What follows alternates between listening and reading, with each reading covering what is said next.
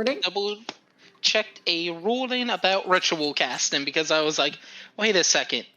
Can Spark ritual cast some paladin spells now? And in the specific class is like, no, just this class spell list. Don't get ahead of yourself. Mads, can you give me the vibe? I have no Bardly. I need to find my own music. Okay, the vibe is stressful. The vibe is suspenseful. Scream. The vibe Okay. is you just walked into a new place in a video game and there's something off, but you can't tell what it is. They're giving. That's actually incredibly It's giving accurate. Stardew. What's it called? The community center before it's fully restored. Do they have that on Spotify? I don't think so. No, I looked for it the other day. Okay, all I'll right. figure something out. So let's get started. This is the earliest we've ever gotten started. 8:31. It is 7:29 right here. So Please keep this in the cut. All right. So recap. Let's go. Okay. Last session, the devil upstairs. Deciding to take a short rest before facing the devil and cultists that were upstairs in the high hall, the gremlins and the general hid behind some altars on the lower level of the cathedral, with Spark, Nephira, and Pip studying more infernal while Aeris dealt with her hangover. When the hour had almost passed, a horrible organ song began to play from upstairs, frightening both Aeris and Anatole. With their rest completed, the group planned to lure the cultists and the fiends down to the lower level, funneling them down the stairs. This plan fell apart quickly, however, as some of the cultists leapt over the railing and the devil flew down, attacking Pip. It's like the devil flew down to Georgia. The devil flew down to Pip. Oh no, I gotta beat him in a fiddle contest now. Let's go. As the combat ensued, Nephira heard additional noise outside, which turned out to be a barbed devil and 3 hell crabs approaching from the front entrance of the high hall. Fortunately, the gremlins were able to take care of most of the upstairs group, with Spark, Aeris, and Pip each getting to use their new tattoos. Pip using his for the first time. As the gremlins prepared for a round of attacks from the new party of devils, Pip fell to the control of Dendar due to his tattoo. He attacked Aeris with a powerful... Okay, Aeris, powerful... Powerful's... Tate wrote this recap, and powerful's understatement, or overstatement. No. It's an overstatement. I didn't want to be all like 3rd level. Yes, one of his most powerful. You can put quotes if you want, because it wasn't as powerful as it could Oh have my been. god. Okay, just let me have my moment, guys. Zeroed out your second You're wave. Looking on the little guy? Yeah. So he attacked Aeris with a powerful why. chromatic orb before shoving Spark between 2 of the new enemies. In reaction, Spark tried to attack the snake tattoo, injuring Pip at the same time. Nephira was able to put her necklace on Pip, with no apparent impact though. Spark was eventually able to grapple Pip, and Nephira helped, after helping take out one of the hellcrabs, was able to knock him unconscious. In the meantime, Aeris faced down the barbed devil, almost going unconscious in the process due to attacks from both it and Pip. But Aeris finished off the party's final enemy. As we get started today, Pip is unconscious in Spark's arms. Aeris is, I guess, still, like, having just finished. We ended combat and ended the session, so you're just basically have finished the final blow against the barbed devil. Nephira would be, I guess, right next to Spark, because Nephira had helped also. Had you stepped away or stayed near there after you did a little to the side of the head? I probably would have stepped to the side a little bit, but not far. Yeah, because we technically have just left combat, so if you were still next to him during combat. And Anatole was, I believe, taking care of one of the crabs as well. So Anatole and Aeris are kind of away from the Spark, Nephira, Pip group. Actually, yeah. Matt, side question since you mentioned it in the recap. Did some of the gremlins clock that, oh hey, Pip finally got the snake tattoo to work, and then, oh no, Are they proud of Pip's me? not being puppeted? I mean, everyone saw Pip's hand outstretched when he attacked Aeris, and his other hand was still outstretched with the snake tattoo latched onto the cultist. So, All right. I don't It's know what fair you could that we infer. could. How high's your wisdom? I don't know, you know? This there group? could be, yeah, this group? I don't know what happened, no. You could not, but you It don't would know be if that's within the the exact, realm of exact thing once that they happened. have time. Yeah. I just want to make sure this potentially wouldn't, like with the whole seeing Pip's face early on, how none of us got a good angle. Mm-hmm. No, But you most of us eventually had an idea. Yeah, you eventually got a good idea that something's controlling Pip. You probably know who the something is, and there's a good chance the tattoo is a piece of it because Of course it's it like, is. yeah, of course it is. It's a magic tattoo. Okay. In the shape of a snake for the snake for the goddess. snake. But as we come into the session tonight, we're going to immediately jump to Pip. Join me in the bad place. Let's go. Pip, as you come to consciousness, you find yourself in a dark, expansive plain. Looking out, you see the pinprick of stars and the swirling of the cosmos beyond as a thin layer of water covers the ground. You feel the presence of something unimaginably massive all around you. Suddenly, a yellow eye snaps open in front of you. So, we finally get a chance to talk in this limbo. I could take the very essence of your soul now, but you have more nightmares in life still to give, and I await them hungrily.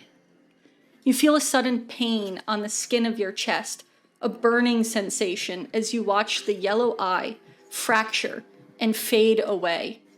With the eye also goes the pinpricks of stars and the swirling cosmos, the water at your feet. With the eye gone, there is nothing, and you are alone in an empty void. Cool.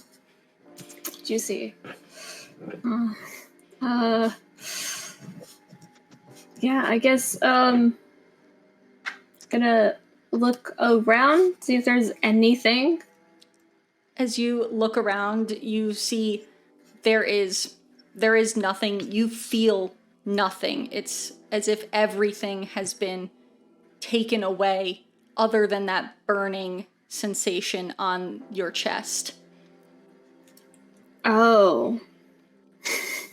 But Oh, okay. I as understand. the burning on your skin subsides, the yellow eye snaps open, kind of knit back together. The one of your greatest nightmares you are currently living, are you not? Hurting your friends with your own hands when all you ever wanted to do is protect them. But you couldn't. You were useless, weak.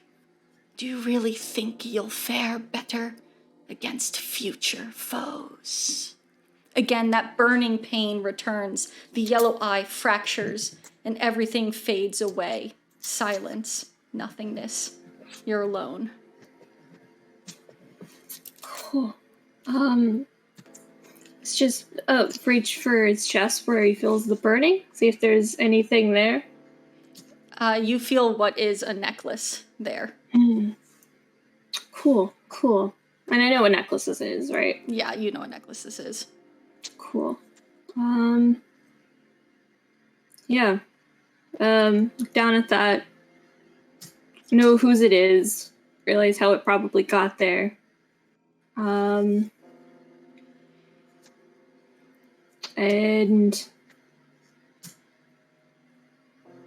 try to start walking in some direction. As you try to start walking, the eye shifts to be always in front of you, whichever way you walk. As this burning subsides, the eye returns, and you feel with it as the eye returns, kind of like the rush of air come back in, the feeling of things, places, your place in the universe kind of return back to you. You want to protect your friends, yes? No longer a burden on their safety. I don't want to hurt them. I don't want to hurt anybody. Then do it. Take the power I know you desire. The telepathy, the telekinesis, all gifts of mine. You marked your body with a symbol of me. This pact would be everything you've wanted from the start. Power to keep your friends safe. Power no wizard could get from a mere book. Take control. Accept what I offer. End your nightmare.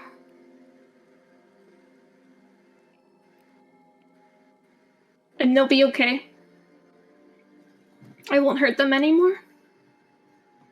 Accept what I offer. What do you want? Power. What do you want? I don't want to hurt anyone. Then protect them. Become stronger.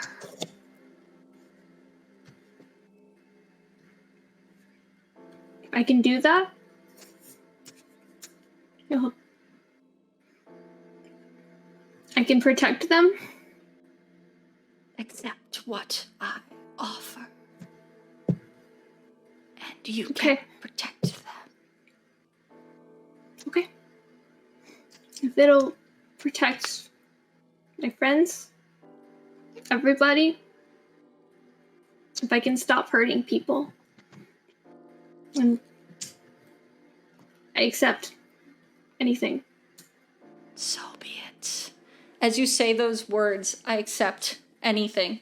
You feel a shock of pain emanate from your right eye and your right arm, driving you back into unconsciousness. Good, good, good. Yep.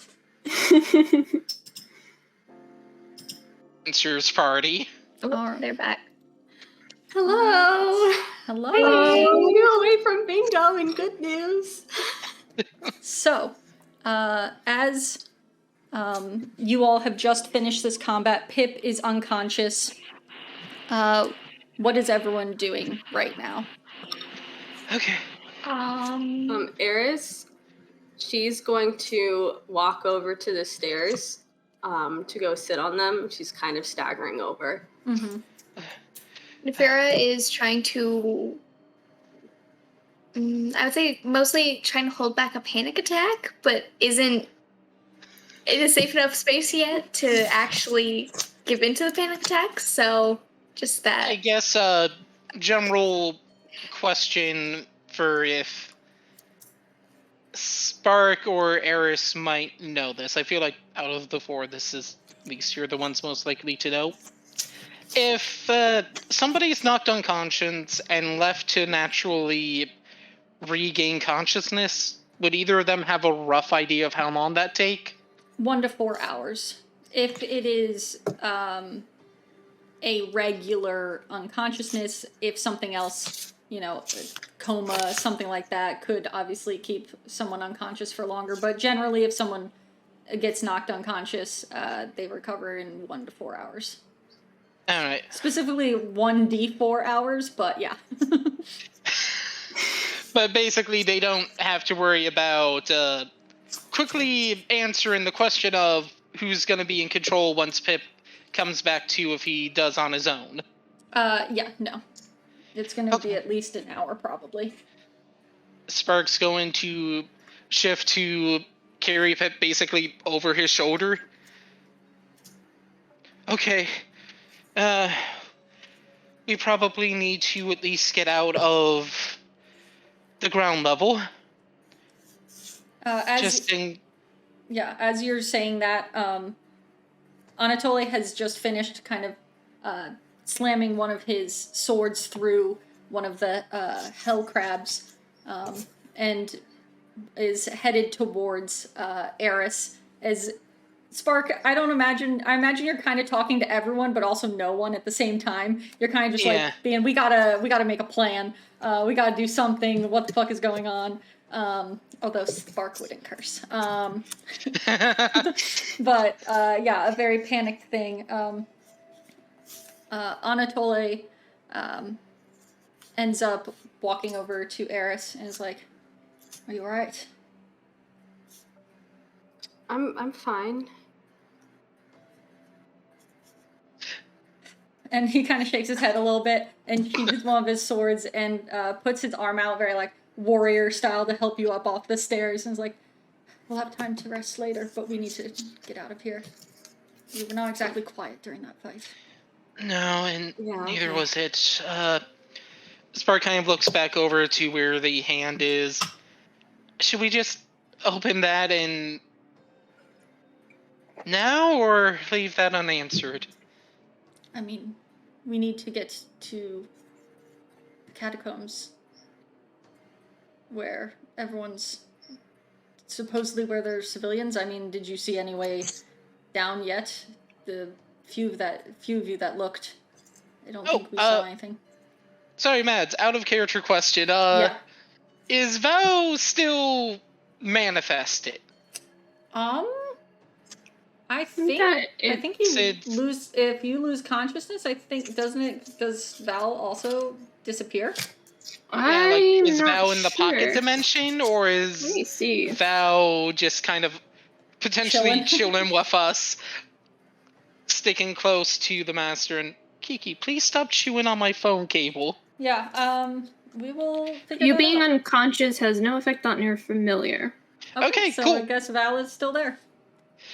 And we have Alright. said, like, in the, like, earlier sessions that, like, she'll, like, sleep on his chest whenever he's sleeping. True. Yeah, Spark will shift to let Val climb onto him and thus onto Pip. Aeris is gonna take her dad's hand and get up, and then she's gonna go over and try to investigate this hand, since we haven't investigated it yet. Alright. As you all make your way through a litter of corpses that are now in the front of the high hall, you make your way through towards this central altar. You see an altar that rests on a raised dais in this broad hall. It's made of beautifully polished teak wood. It takes the shape of a gauntleted hand clenched into a fist. A large lever stands next to the altar, suggesting that it has some sort of mechanical function. So, Aeris, you're going to do a investigation check? Yep. Are you going to investigate the lever, the altar? Are you going to pull the lever? What's going on? I don't want to pull anything yet, but I guess investigating like the lever and the mechanical parts to see kind of what's going to happen if the lever was pulled. Okay, yeah, go ahead and give me that investigation check. Okay, pretty good. Spark's gonna kind of, while Iris is looking, ask Lulu to set up a mental connection and oh boy, hope whatever There's Kiki's Lulu. stepping on isn't gonna start messing up my stuff. Luckily it didn't. And basically ask Lulu to be lookout for us. Okay, as you do Aeris, that, Lulu's like, got it. Aeris got an 18 on her investigation check. All right. Okay, I think Nafira is gonna go over to Aeris and ask if she's okay. Yeah, I'm fine, Nafira. Are you sure? Cause I'm let's just- not, and you got actually attacked. Nafira, let's just investigate this hand, okay? Okay. Kiki, please stop with the light nibbles. My arm is currently being attacked. But yeah, as you Let's see if I can get her to do it on camera. as you investigate dinner this this hand, the lever, the kind of like looking around at the mechanisms, trying to see what exactly this will pull, or if it's pulled, what exactly will happen. You can see that there are kind of like joints, I guess, in the hand. Knuckles. It is a hand. Very much like how your hand would open like this. It is, with an 18, you can tell that if that lever's pulled, the hand will probably open into like a palm, kind of like flat from this fist. I'm sorry, Mads, I have to make this joke. I know it's the wrong city. It's the actual flaming fist. Just a little bit. But yeah, that is what you get, Aeris. I mean, it looks like that this lever just opens the hand. I don't know what that will do. Should we try it? Nefira, can you check to see if it's strapped? Also, something I'll probably mention at point. Spark's keeping it so that Pip is not near Aeris. Okay. Like, if Pip's over Spark's left shoulder, he's keeping his right shoulder facing Aeris. Yeah, as Pip is over your shoulder, you've noticed that as Pip is unconscious and still wearing the necklace that Nefira put from her onto him, the snake tattoo on his arm has been kind of coiling around, much like a serpent would in a defensive pattern. It keeps going at, like, you, Spark, but it is basically passing through you. It can't do any damage to you, it appears, without its owner conscious. So, but it is still like a very angry snake coiled around Pip's arm. Well, whatever we do, we should probably do something quick. I don't know if the necklace is helping anything, but we can't leave it on Pip for too long, because last time he wore it, he could only wear it for a few minutes before it started to burn him. So we Sure, that might should risk probably take it off soon, but pushing him over the edge. don't. Okay, let's just do a simple vote. All in favor of opening the hand, raise your hand. Okay, let's investigate upstairs. Oh wait, sorry. I meant to have Aeris raise her hand during that time. Like, that's not me. Eris needs to raise her hand. I So was what you thinking. do? I needed a little time to think. The snake on Pip's arm goes. half-heartedly. Yeah. The snake tail just. Yeah. Did no one else raise their hand? Anatole, when you all kind of, or I guess Eris raises her hand, Anatole, seeing kind of that everyone is basically panicking and not making decisions or doing anything right now, he kind of steps in and he's like, "Look, if we're trying, Hey, there's the leader." yeah, if we're trying to find the underground, I highly doubt we're going to find it from upstairs. This is a central item. There's a lever. It could be a hatch, a door. I think checking for traps is pull smart. Lever. Or we Yeah. could just pull it. I mean, Nefira, can you Aeris check for goes traps? over to stand by the hand. I mean, the lever. She's ready to pull it when. Okay. when Y'all she could gets just called. wait. Okay, now can I do we're- a quick look for I traps? really just want to have yeah, her pull the give lever. me Like, an no, not even investigation wait. check. Why investigation? Bad at investigation checks. Okay. Well, which dice? Let's try this one. You got this. That's a 12 plus 1, so that's 13. 13. It doesn't. You're kind of looking. You don't imagine that it would be trapped from originally, like, the priests of Torm. Like, you don't think that they would trap this altar. So you're kind of looking to see if maybe the devils have done something to it, or someone else has come along and kind of trapped or corrupted it in some way that it might hurt you if you try to open it. And with the 13, you can't find anything. Aeris pulls the lever. Okay. I can't wait. Right as Nefira gets done looking around and is about to be like, I think whatever Nefira is about to think, Aeris pulls the lever. As this lever is pulled, you see that the hand, much like the investigation check noted, opens from a closed fist into an open palm. It looks kind of cradled, like you could lay a person in there for Sacrifice.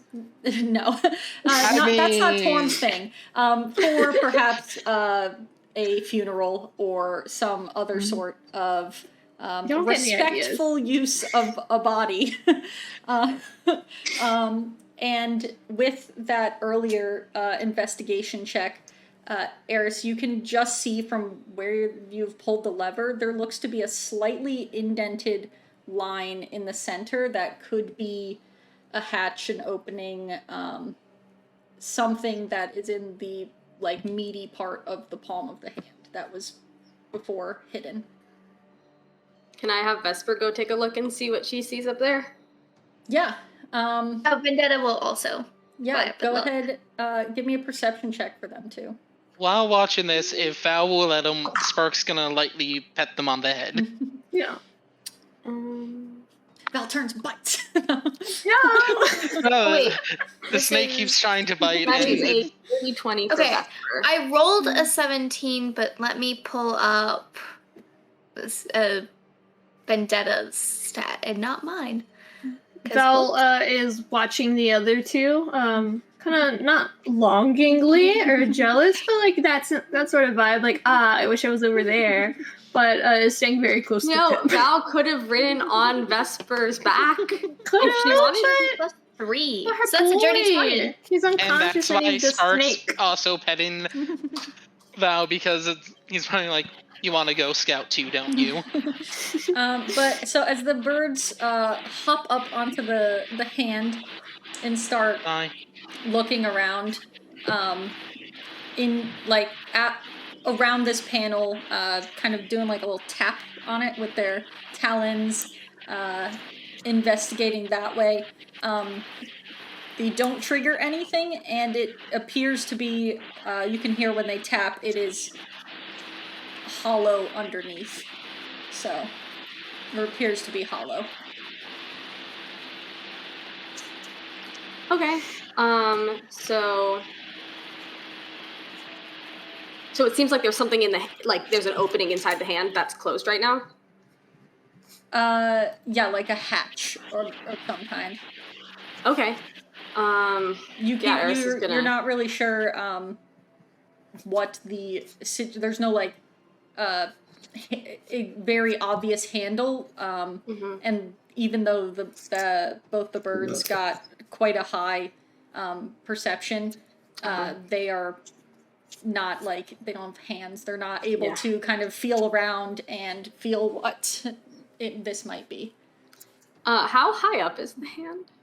It's like low. It's low. It's like Sweet, cool. Yeah, Aeris will go over and check it out too. Then because it's flat, right? And it's Yeah. maybe a foot or two, like 2 Okay. feet off the ground. Yeah. Yeah. Okay. Cool. Yeah. Aeris is gonna go take a look at that then and see if she can open it.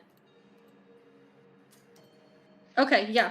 Go ahead. As you go over there, you don't need to make a check or anything. You've already done enough. You go and you see the similar thing, no handle, but when you press down on it with like your weight, it kind of triggers the release, and you see that it hinges slightly up, so you could get your hands underneath it and pull up this hatch. As you pull this hatch up, you can see that it leads, there's a small little basically tunnel that leads down into a wide array of stairs that lead down into a dirt kind of underground, from what you can tell from this angle. Does Aeris convey that to the party? Yeah. Aeris says, "Well, I think we found our way down." All right. Before we go down, and Spark turns to Navira, do you remember how many minutes it took before the necklace started to hurt Pip? How many minutes was it? Like, Between 5 and 10. I can't remember. Roughly how many minutes has it been in game? Remember It's- that he was wearing it on the bridge and he didn't take it off until we got to the safe house. Mm. Because Which was whenever he like- took it off like whenever they got inside, and that's whenever Kamar sending him. Oh yeah, when she was like, whoa, did you get this one? I'm worried now. Girl, I thought you were dead. So yeah, probably closer to 10 minutes. Okay. And roughly in universe, how much time has it been? Maybe half that. All right. Spark kind of pauses like, Nefira, do you want to take the necklace back in case wherever we're about to go is too tight to do it then? Really, I want to leave it on as long as possible, but I mean, My worry is I he's would- unconscious and any damage to him puts him in mortal peril. yeah, I don't want to hurt him any more than necessary. So take it off before we can't. But all right, that's And Spark will go for a moment and be like, oh wait, that's gonna burn me immediately. Yep. And shift to like cradle Pip, lean down so Nefira can get to him. Just like take him, Shake him hold him by upside the ankles, just shake it No, off. no, like I mean, what Legs else can you and- really do to him? and kneel down. okay. Um, Nefira will kind of reach up on her tiptoes and take the necklace off. Yeah, as you go to take the necklace off, you see that the snake tattoo that had been coiling around in a defensive kind of pattern is you can watch almost like the scales that had been all across, like nearly all across Pip, kind of get dragged into this snake tattoo as it relays on his arm, and you see almost like ink being blotted up by this tattoo. The scales go into the tattoo, and the tattoo remains scaled, but it reattaches itself, the snake, as a tattoo. And you are able to remove the necklace without being accosted by a tattoo snake. Okay. Nefira, I'm gonna do something potentially risky, but my guts tell me I think we'll be alright. And Spark moves to lay Pip on the ground. Be ready just in case. And Spark will just put a single point of lay on hands in Pip. All right. On the off chance he comes up going for the Swinging. throat. Yeah. All right. As you do lay on hands and put 1 point of healing into Pip, you feel the spell connect. You know Pip is no longer at 0 hit points, but he still seems to be unconscious. Oh, that's much, much worse than I was worried about. You see Anatole, who has been kind of watching this, but also standing guard, kind of him on one, looking out one direction, Lulu hovering, kind of looking another, is like, we can deal with it whenever we get to the catacombs. We need And to get out back of here. over Spark's shoulder, he goes and again Val just up and onto Pip. All right. Who's first? Aeris is Should right I now be sitting in the hand, ready to jump in first. Okay. Should I be the last one in, giving You see Anatole's like, no, it's fine. I'll be last. You can go ahead. Alright. Is it looking down? Is it dark in the stairwell? It looks dimly lit. You can't tell where light is Okay. coming from, but there is apparently some sort of lighting down there. You can Okay, see so beyond everyone the- without dark vision should be fine. should be fine. Yeah. Okay, cool. Then Aeris And is just gonna if- hop right in. Lulu still has the mental connection with Spark active. Wait, can Spark just ping her, or is it a in reply if she pings him? For this have- one, she's kind of doing an every 30-second, like, hey, hey. Alright, She's so in doing the a most Navi recent every 30 seconds. Hey. so in the most recent 30-second, hey, it's like, okay, we're going into the hand, please follow. Thank you for looking out. I do not want to stay up here. Yep, follow us into the hand. And Spark will probably wait for Nefir to go down before letting Ludo down and going down himself. All right. We should have asked if the familiars could put the lever closed, but there might be a mechanism on the inside. So, as you walk down these stairs, you see they are very steep stairs, and it's actually kind of hard to keep your footing because it goes like aggressively down, so you don't have to kind of duck under this hatch very much.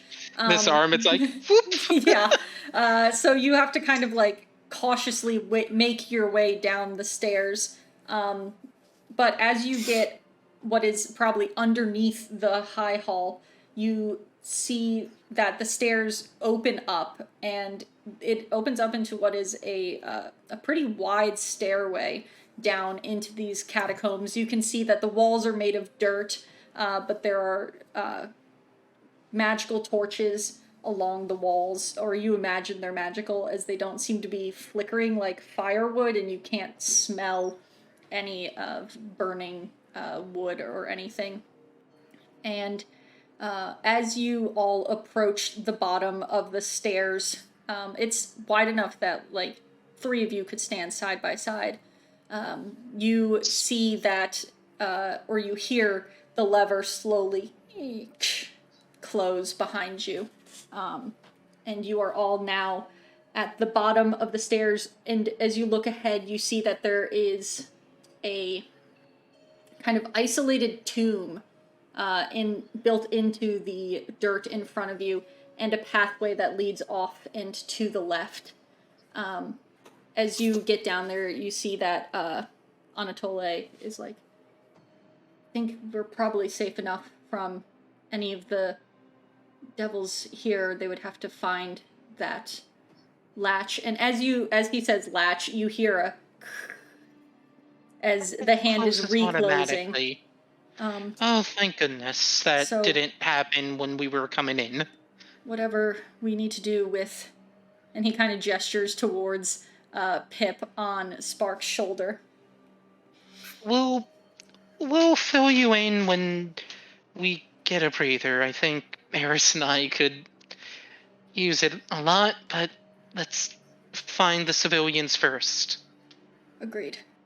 And Spark will take out the mace and use its function to cast light. All right. As you cast this light, now, there was enough light for you all to see kind of the pathways, but everything was heavily shrouded in shadows.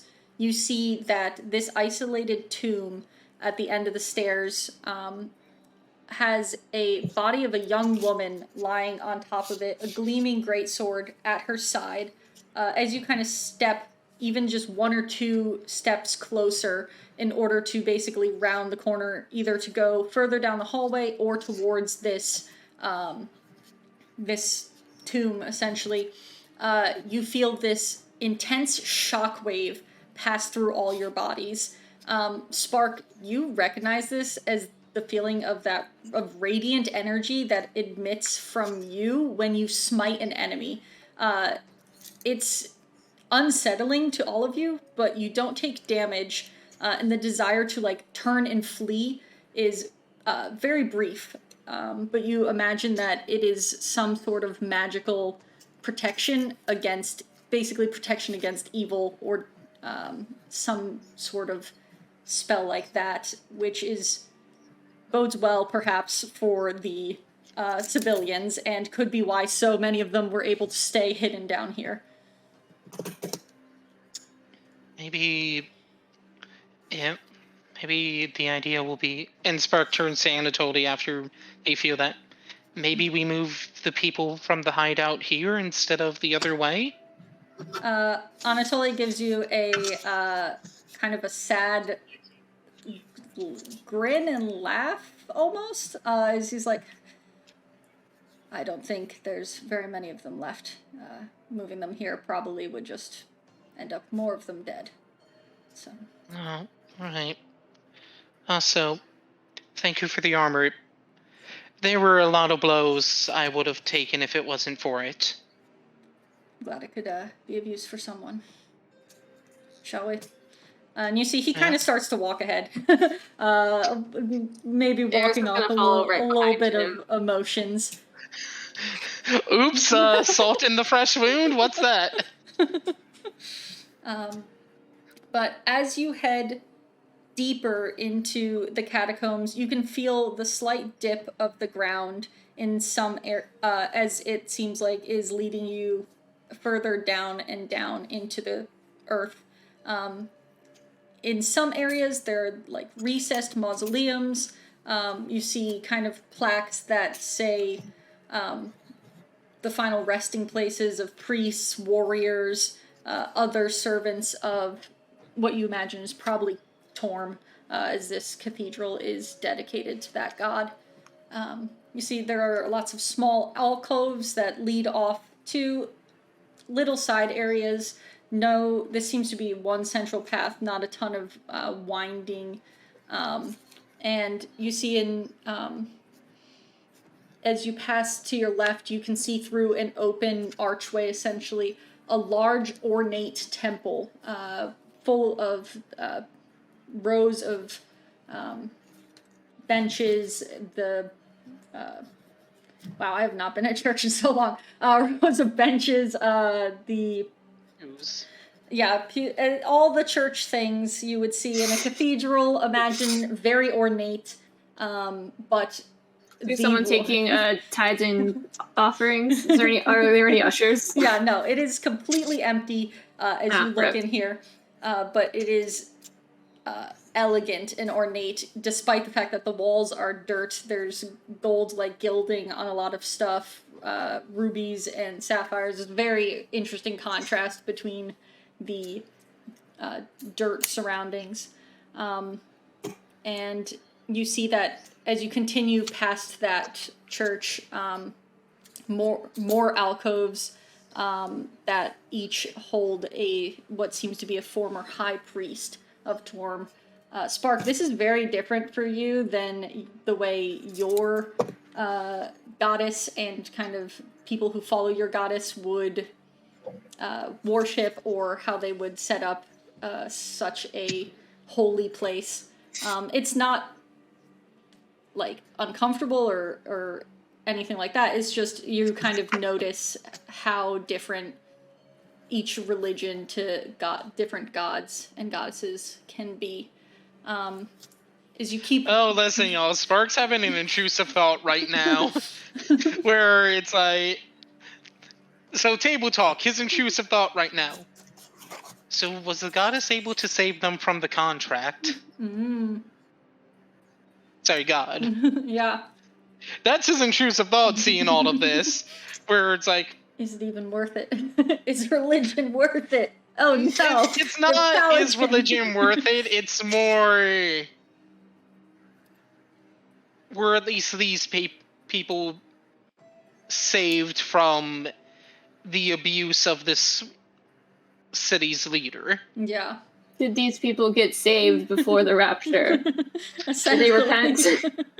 I mean, the way that Aeris made the contract sound, all the people during those 50 years, no matter how they died, zip right into Ariola's court, and it's like, all right, pick up your infernal weapons. But I died of old age. Yep. Next. So yeah, as Spark is looking at this... They are the evil Enrier. As you are all walking, it's been about a 4 or 5 minute walk. It's a pretty extensive catacomb system, it seems. And you're pretty sure now you've gone beyond the walls of the High Hall and the cathedral. But you keep walking, you see to the right a large oval table in another alcove, a large oval table made of fine red oak that fills the center of this room. It's surrounded by 40 chairs. It is a massive meeting kind of table. But again, empty, not ransacked or anything like that, but you haven't seen anyone in any of these areas yet. As you keep walking, you can for a few more minutes, you suddenly can hear the quiet murmuring and chatter of what sounds like people who are tired, anxious, trying to hide, but also there's a lot of them and there's still going to be some noise made. As you all hear this, Anatoly goes, I think I'm going to sheath my weapons. I don't want to come in there with swords out. I don't know if anyone will recognize me, but hopefully we can assure them that we're one of the good guys. Mads, the whole joke of like Spark having like a weave fit band at the base of his mace, can that be canon? Yep. So instead of carrying his mace, he just has it dangling off his arm, but still being a light. You can have a weave hit mace, yes. So yeah, he kind of notices that, but does that where it's like dubiously armed. It's more a source of light than anything else. He's Couldn't hoping. you just like? I mean, do you sheath the mace anyways? Couldn't you just like have it on your belt, just hanging? Well, yeah, I guess he could just hang it on the. Let me check the wording. Oh wait, it's not in the official wording because it was an additional thing. Yeah. I'd say so I guess you probably can just do it. Yeah, like got a little Alright, carabiner around his belt. yeah. Yeah, Aeris sheathes her rapier. Does Nefira still have any daggers out? Nefira is still holding daggers in both hands, yes. Okay. And is not sheathing them. Alright. Nefira, it might be wise, or maybe hide if you refuse. Nefira's short enough. She'll just step behind a taller person. So anyone walking. She has 3 good options. Yep. True. Whoever's already in front of her, she'll just kind of hide behind them. Keep the daggers, her arms are like in her cloak. It's Oh my goodness. visible, but they're in her hands. Okay. So as you all take this second, some of you to sheath your weapons, others to plan a way to pretend that they don't have any weapons in their hands at all. You continue along towards where you're hearing this sound coming from. And as the tunnel ends, you see a large crypt area, like hundreds of yards. It is a massive area. With hundreds of frightened people. You see that they're cowering behind sarcophagi and in alcoves. Their eyes are red, their cheeks are stained with tears. And standing before one of the 2 large fountains in this underground area, you see a haggard woman with gray hair, matted with sweat. In one arm she clutches a massive leather-bound tome, and in the other she's kind of just has a mace. Looks to be kind of ceremonial, but a mace down to her side. She's in discussion with 10 or so Hell Riders, and she is kind of offset, so as you enter, she has to turn a little bit to look at you. As you enter and get her attention, she... Do you wave, Spark? Yeah, this is more of like a come speak with us, we're gonna wait by the entrance for you. Oh, okay. So yeah, you all just step into the entrance. As you turn, as she turns to look at you all, you see that she does clutch this mace tighter, when one of the Hell Riders that was talking to her looks in the direction and sees kind of General Anatoly step out to the side of you all, as he is taller than most of you and could see that there were Hell Riders. As he steps aside, you see one of them go, "General, you're alive!" As that happens, you see that the lady kind of lowers her mace, thinking that most likely you're not going to be a threat. And she comes over to you with the Hell Riders. She's like, I'm so sorry. Who are you? What? We are How did you get here? We are... Long story, I guess the short of it. We are the Forest Gremlins. Through misadventures at Baldur's Gate, we became aware of what happened here, and I guess we're the forward party for the rescue effort. You see that as you say rescue effort, she goes, lower your voice. We don't need to give people false hope. Come, we'll talk over here. And she leads you over to the corner, away from the most amount of people. First impressions being tanked again.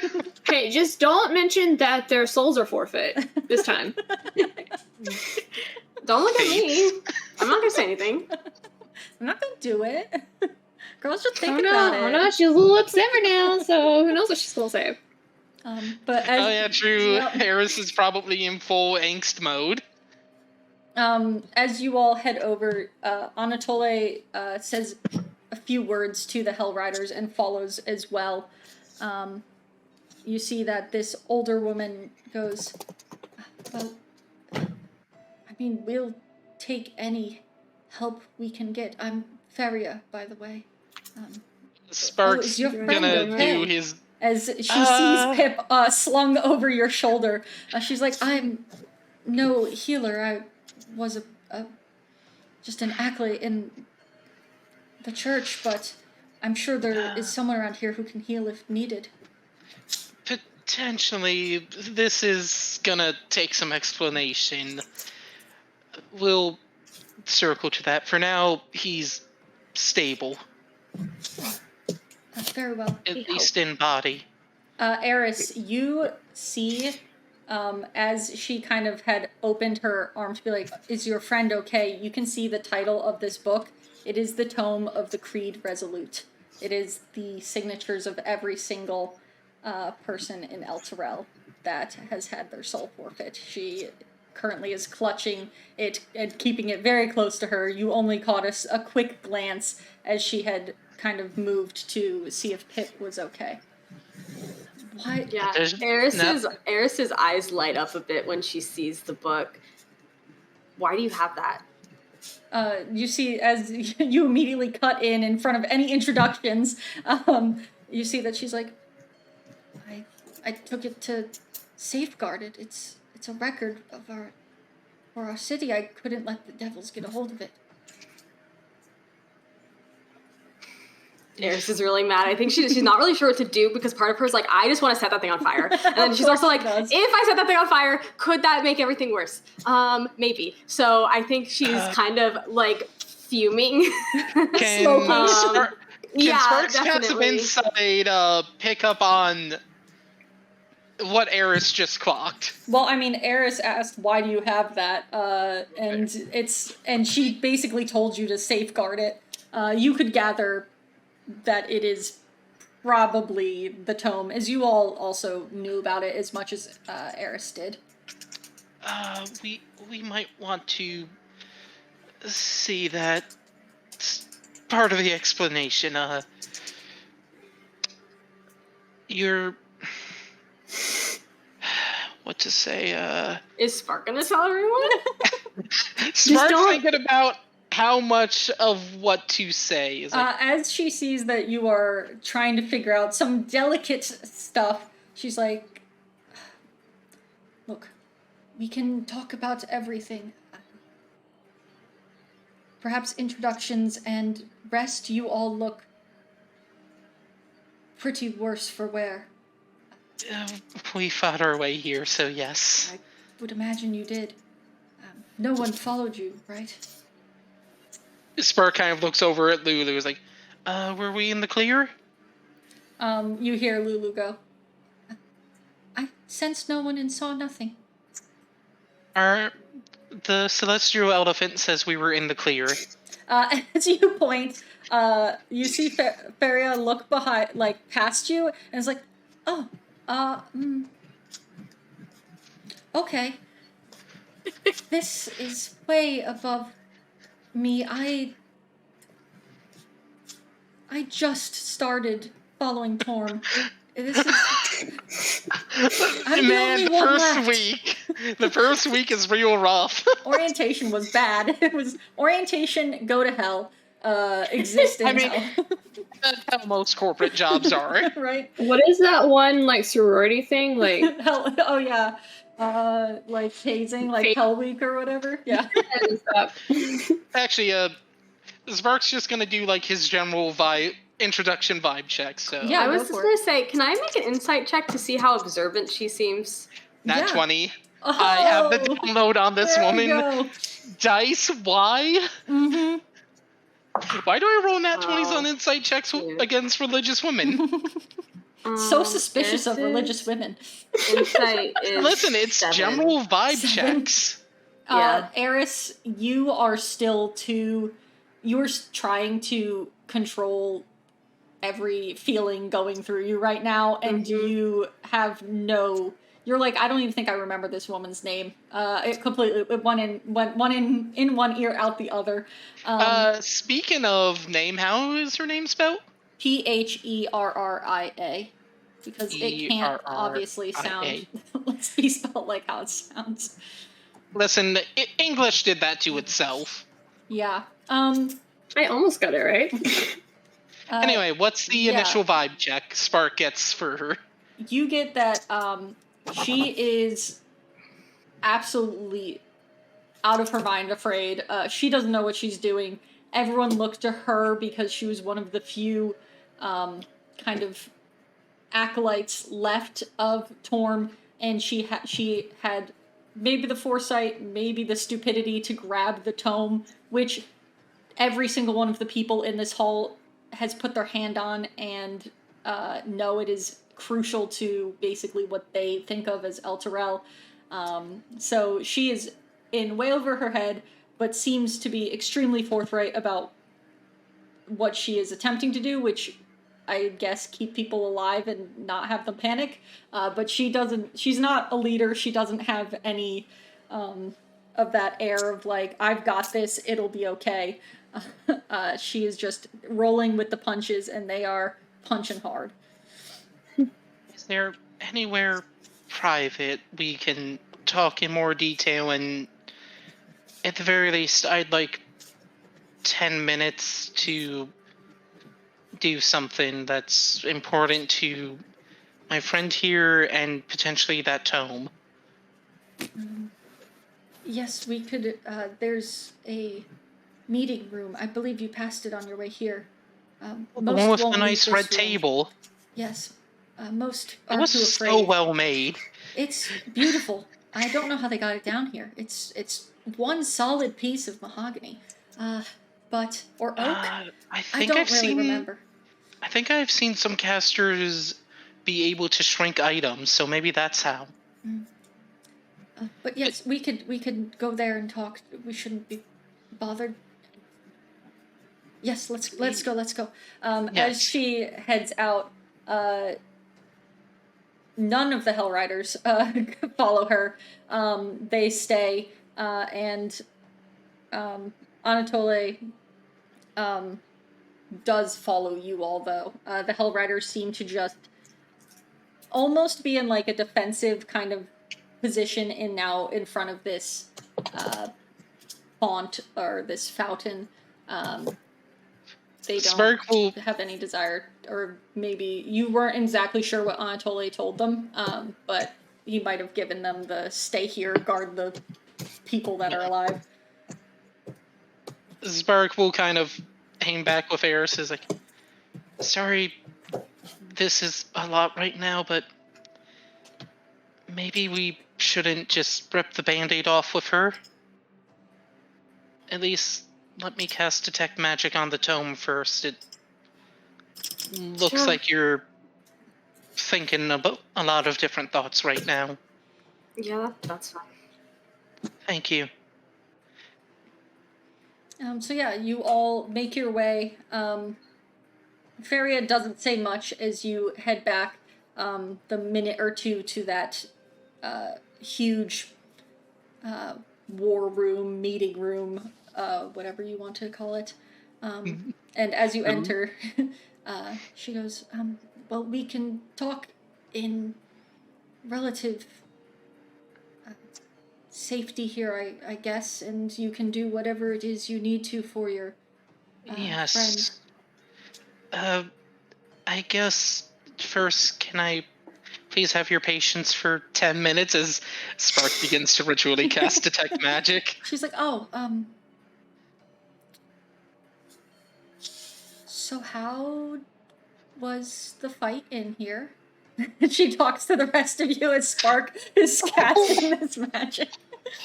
So I guess for sake of, since he probably needs both his hands for the somatic components, he's leaned Pip up on a chair near the center of the Just table. lay him on the table. Put little sunglasses on him. Yeah. Yeah, put him on the table. Is there enough room on the table for both the tome and Pip without the tome touching Pip? It is It's a huge table, dude. It is a 40-seat table. That Sorry, It's I not even forgot 3 about foot that. long. Is the tome on the table? No. No. She has still kept it because you didn't tell her to put it down, and she That kept was it. Stu spacing on Yeah. that, but that can come after it is he has magic basically eyes. a 40-foot long table, essentially. Okay, then, and sorry. there's Will plenty fit of room. on any table. Pip's on the table. Okay.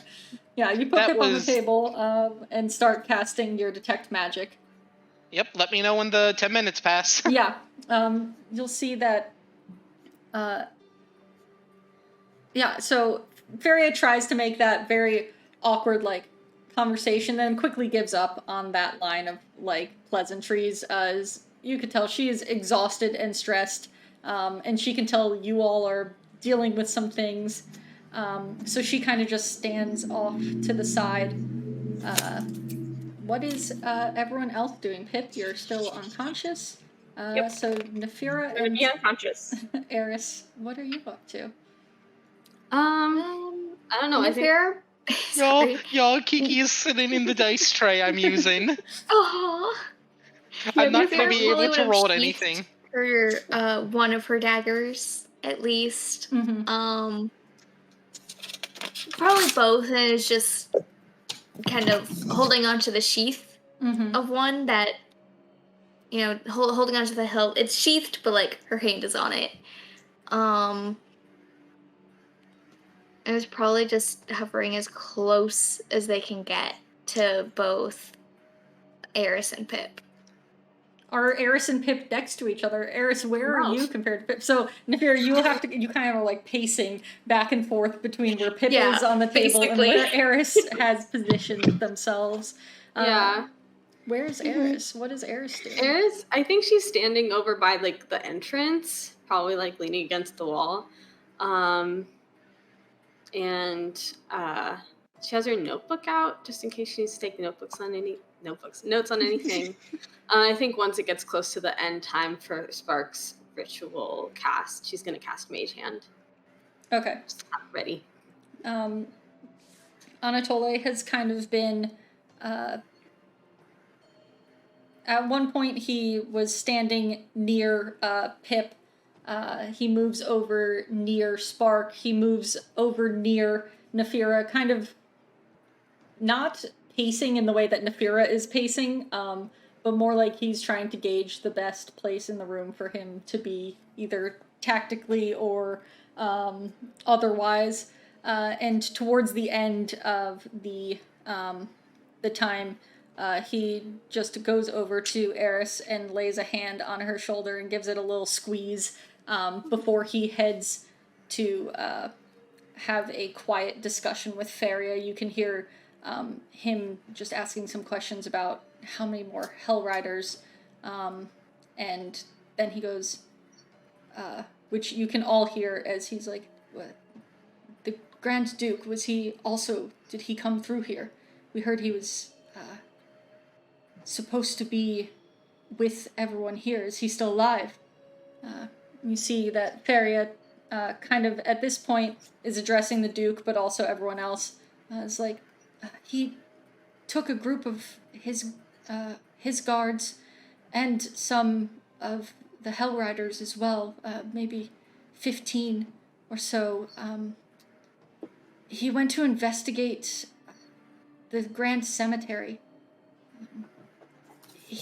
there's some holy relic in the chapel, in the cemetery. I believe the Helm of Torm's sight. He thought it could help give us some insight into this situation, some way to save Elturel, but that was maybe half a day ago, 12 hours. We expected he should be back, but we've heard nothing from him, so we're just waiting. As she's having that conversation, kind of addressing mostly Anatole, but also anyone else in the room. She's not trying to stay quiet about it. Also, sorry if Kiki chewing on the microphone is being Kiki's picked up. like, I'm gonna get that fucking microphone. It's mine. Ooh.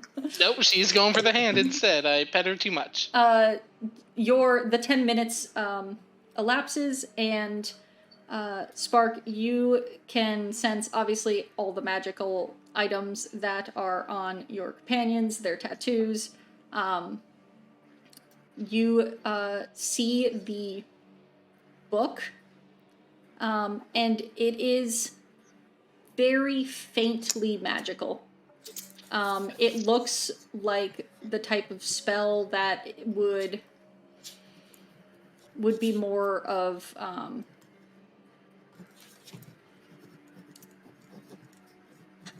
I don't know the way to say it. Basically, the book itself does not seem like it has a direct connection to hell. It is far too weak to be the thing that, if destroyed, would save all of Elturel. It seems like it might merely just be a record, and the book can expand or shrink magically based on the people that put their hand and put their name in the book.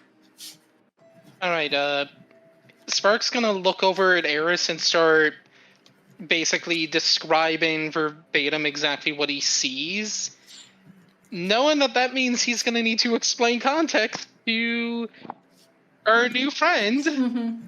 He's also going to pay attention to Pip's snake tattoo to see if there's anything different about it now, magic-wise, instead of just it's now got a texture. Valet is watching it intently. And is there anything magical going on with Pip's body in general, beyond just all the magic stuff he has on him? Mm-hmm. Let's see, order. So yeah, you sense and that... for the tattoo and body, he's gonna start just describing the stuff for Aeris to write down, and either her, or if Pip wakes up anytime soon, him to parse, because he doesn't really understand this stuff. Yeah. But Pip's not around to directly translate from magic colors and shapes to useful information. Right.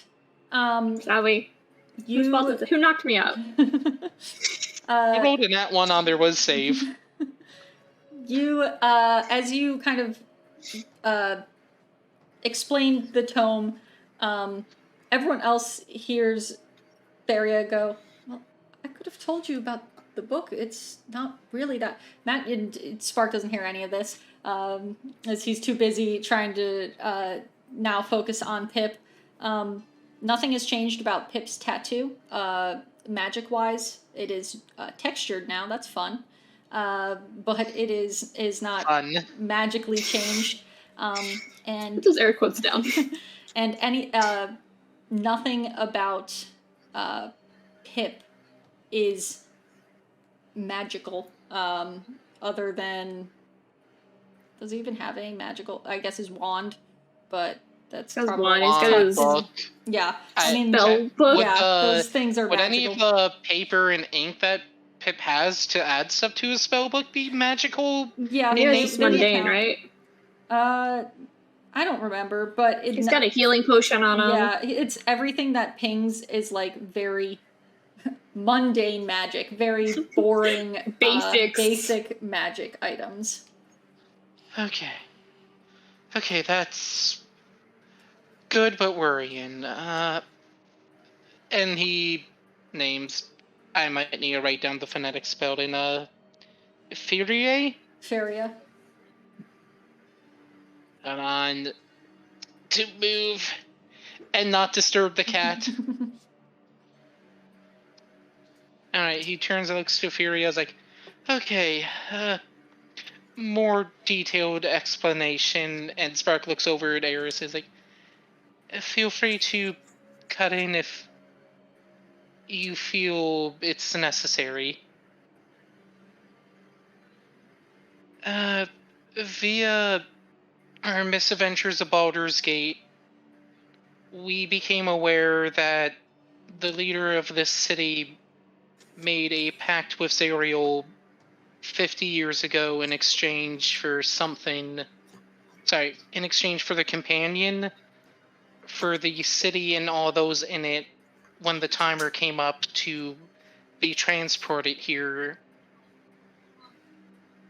You see that her face is just gone white with shock. She is not sure what to believe or even if to believe you as you just waltzed in and was like, hey, guess what?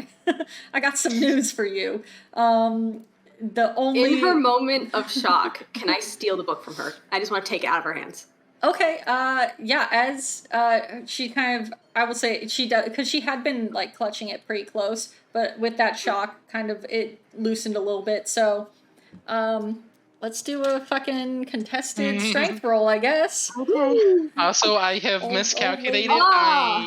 Every time I've rolled strength for Aeris, it's the same number. It is the same number. Also, y'all, I might have miscalculated since I do not have use of my left arm currently.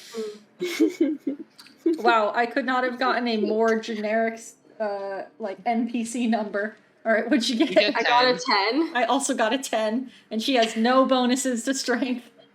That was with my +2 bonus. Yeah. Well, so it's a 10. Beats it. With a contested strength check? I guess, yeah. I guess that would work. It is not a graceful grab, or there's definitely a little bit of a struggle, a little bit of back and forth as she realizes, kind of drops the mace and goes to pull the book back. But eventually you've grabbed it out of her hands. And as you pull it away, you hear Anatoly go, Aeris, what are you doing? I gotta think about what she's gonna say. Oh no, Dad's yelling. Oh fuck. Dad and mom friend is upset too. I don't think she's gonna say anything. She's just gonna run off to the back of the room with the book. Or just the opposite side of the room for everyone else. She takes a long trek around a 40-foot table. Yeah. Now she's holding the book very tightly. Okay. Is that thing where you're trying to chase like your sibling around a table and they're like doing this? Yes. Yeah. You see, Feria's like, I'm not gonna fight you for it, but what do you want the book for? There's some other... Aeris doesn't really know. Aeris is just like holding the book. She's just holding the book. Yeah. Okay. That kind of looks at Aeris and Anatoly trying...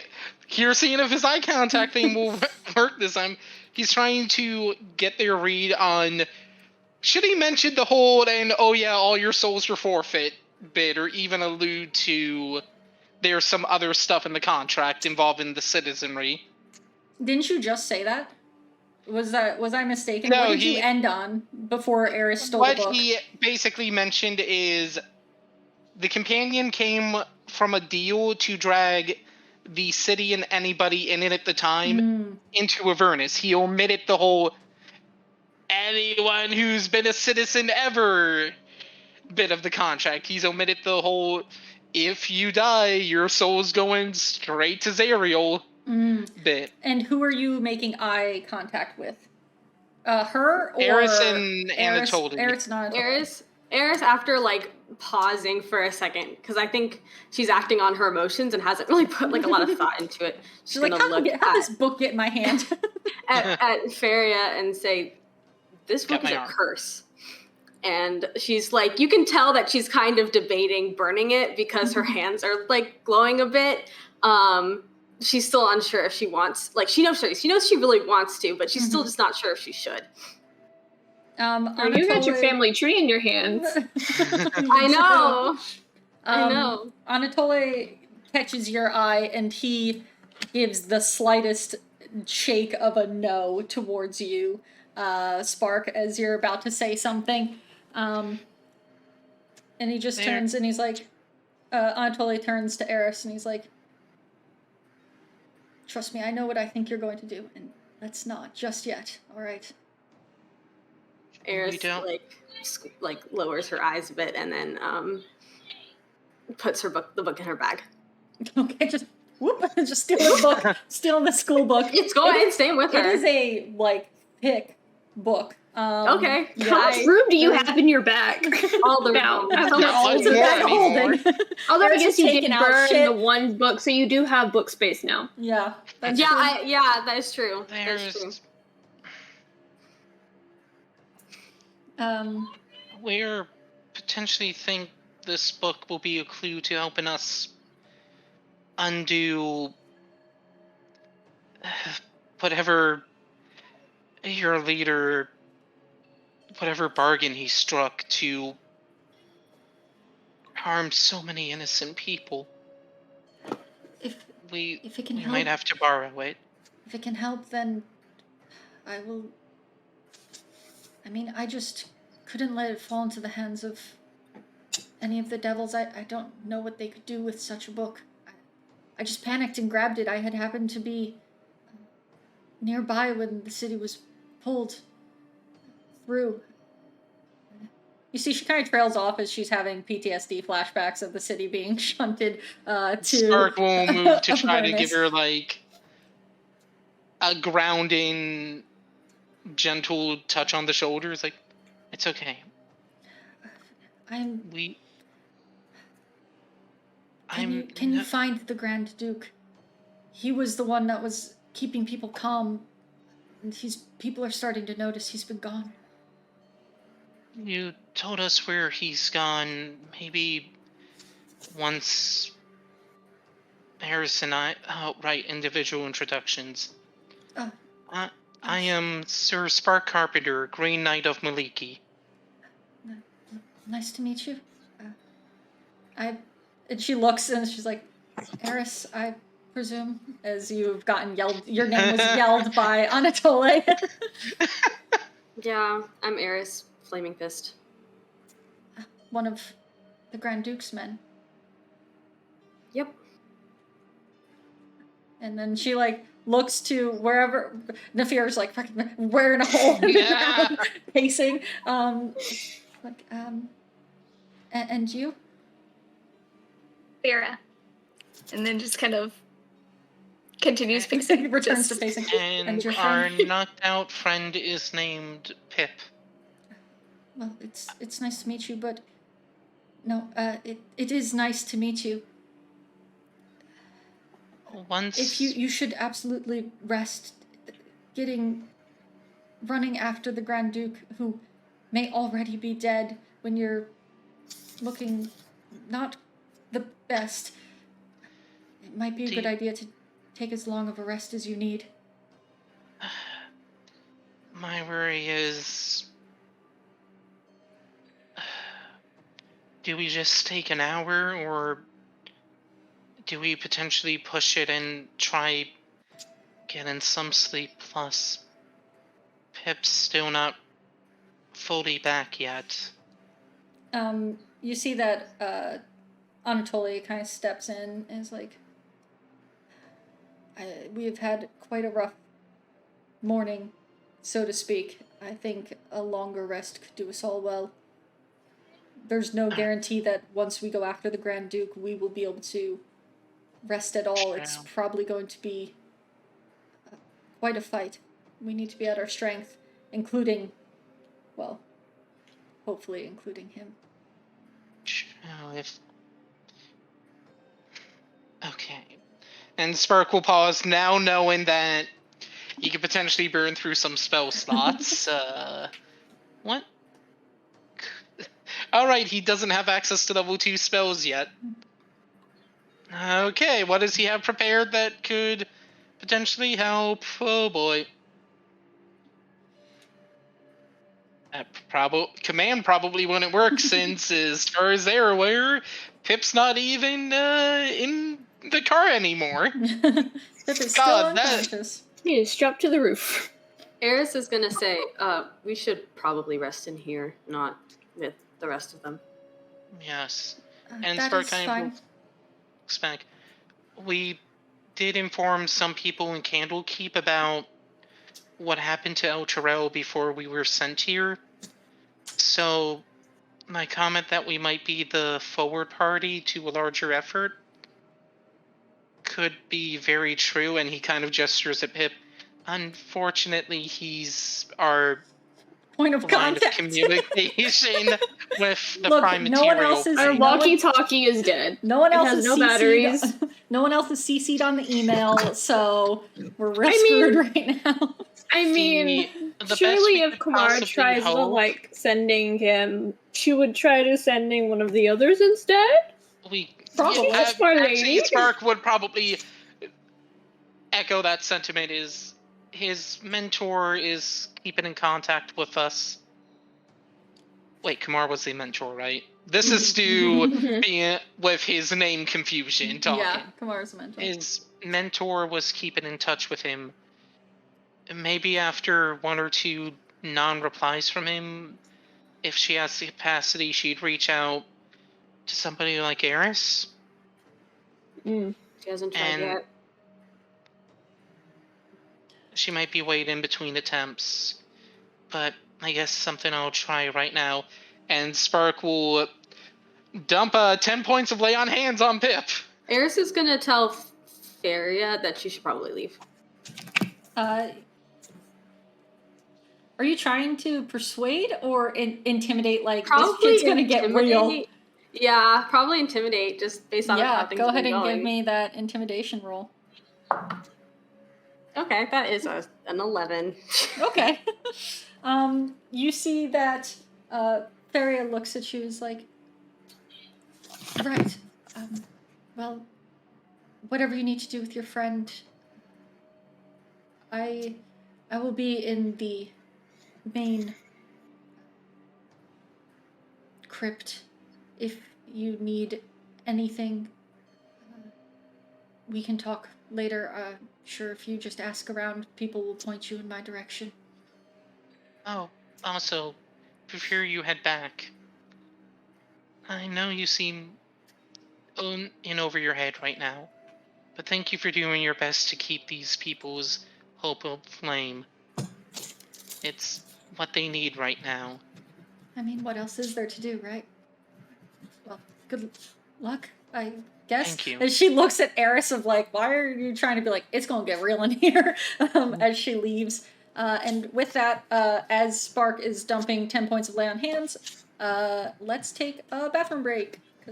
As Feria leaves, unsure what is about to happen with your friend who's on the table, but apparently alive, but you all are acting shifty about him. Spark, you lay 10 points. You put 10 points of lay on hands into Pip, and Pip now is at 11 hit points. Pip, you slowly start to feel kind of consciousness come back to your body. You can feel this hard, kind of cold wood that you were laying on. You can sense that there, I guess, who's near just Spark, or is Nefira also around Pip? I assume Aeris is on the opposite side Aeris of the is table. by the door. Oh, but have you gone back around to get by the door after now that Feria no left? one's trying to take the book from her, so Anatole is also standing by the doors. That's where he kind of was for most of the discussion.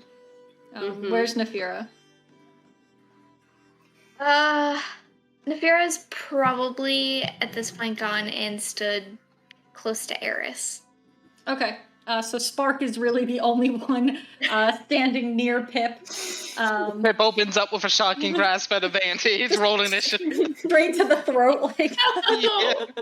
like a fucking action movie. No, Pip, you can sense that someone is kind of standing slightly over you, and as you kind of slowly open your eyes, you look to see Spark standing basically over you. Spark, you notice as soon as Pip opens his eyes, his right eye is completely black with a yellow serpent's eye. And it is very reminiscent, if not a small version of exactly what you have seen in both your nightmares and what Pip had looked like when he had turned and attacked you and Aeris. I would say Aeris, you don't have the angle to see what Pip's eyes, same with Nefera, from standing away near the door. Pip, you in there? Spark? Oh, thank goodness. Actually, sorry, he's kind of on edge. He's like, oh, thank goodness, wait, hold up. No, this is Stu going like, unfortunately, he would insight check Yeah. Pip immediately.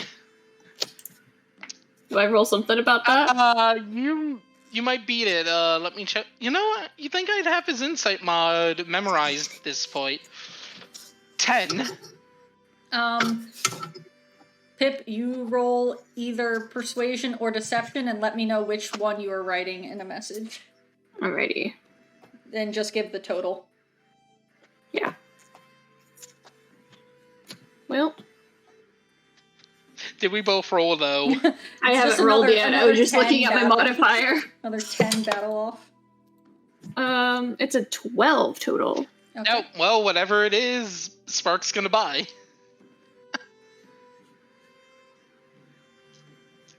I'm awaiting a message. I can only type so fast. I really hope this isn't Morgan Lawn conning us. You hear the voice come from Pip. Sounds like Pip. The eye is disconcerting, but there is no cold, like, that coldness, that kind of blankness that you had seen in Pip's eyes when he was attacking you is no longer there. Pip has a bit of, like, blood that is down the side of his face that is dried from where Nefera hit him. Nice. Conveniently on the opposite side of where his snake eye is. But otherwise, it looks like Pip. Glad to see you're back. Pip, what's the last thing you remember from that combat? I remember everything.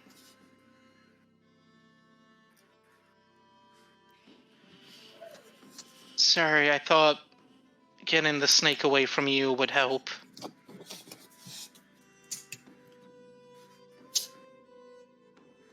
So you were first to watch alone? I remember everything. And everything I did, everything you did.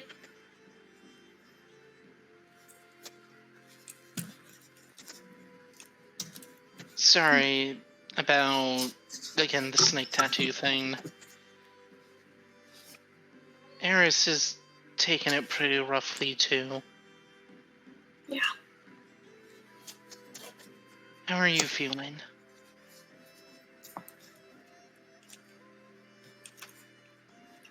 I don't know.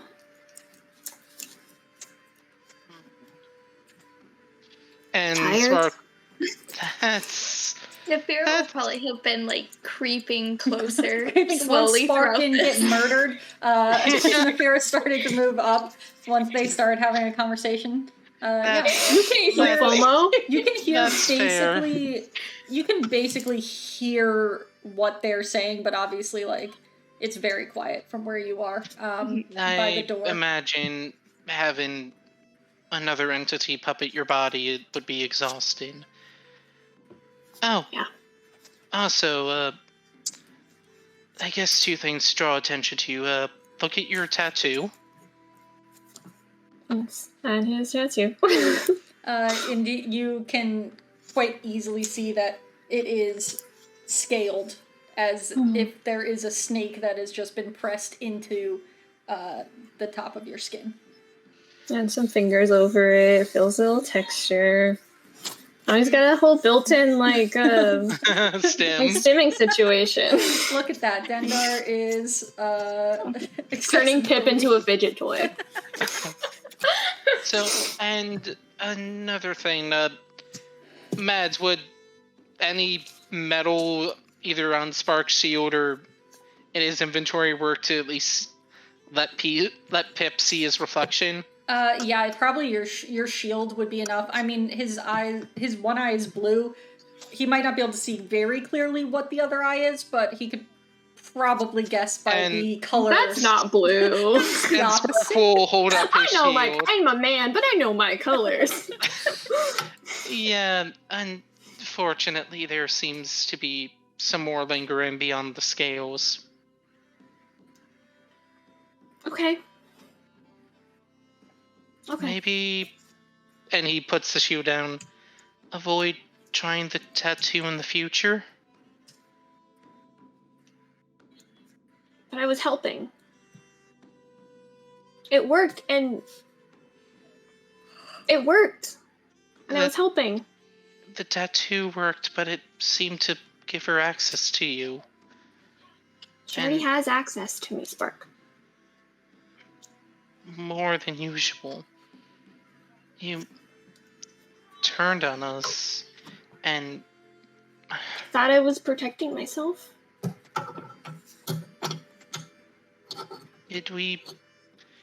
Do Aeris and I seem like we intend you harm often enough? Well, not before, but... Then you fought back. And... You hit the snake, but... It hurt you. You realized that it hurt me, and you still kept fighting.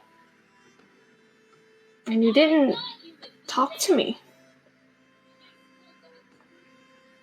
You didn't try. I guess that's right. I panicked.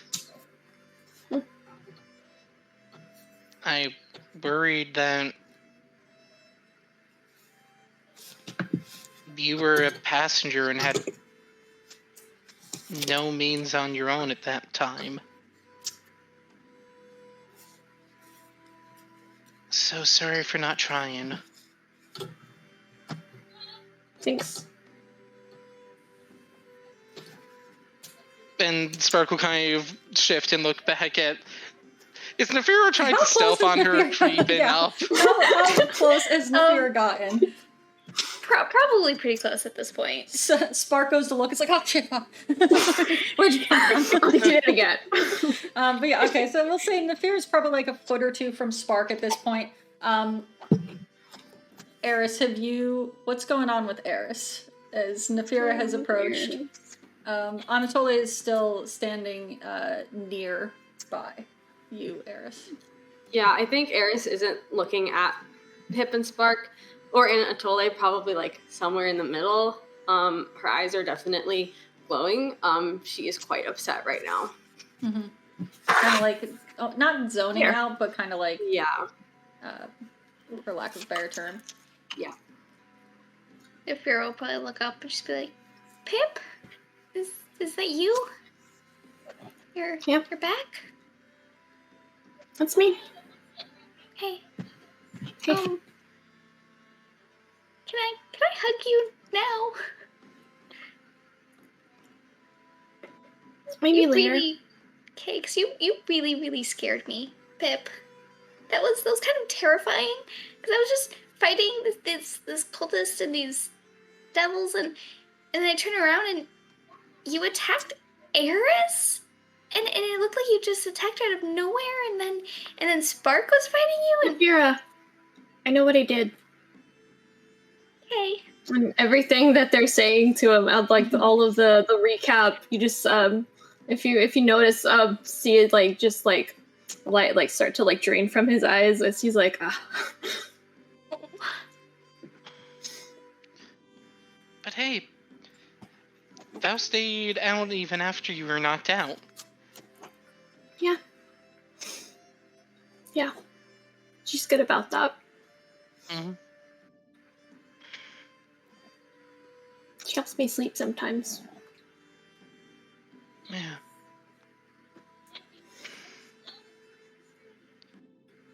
When Pip said, "I know what I did," can I roll an insight check? Yeah, go for it.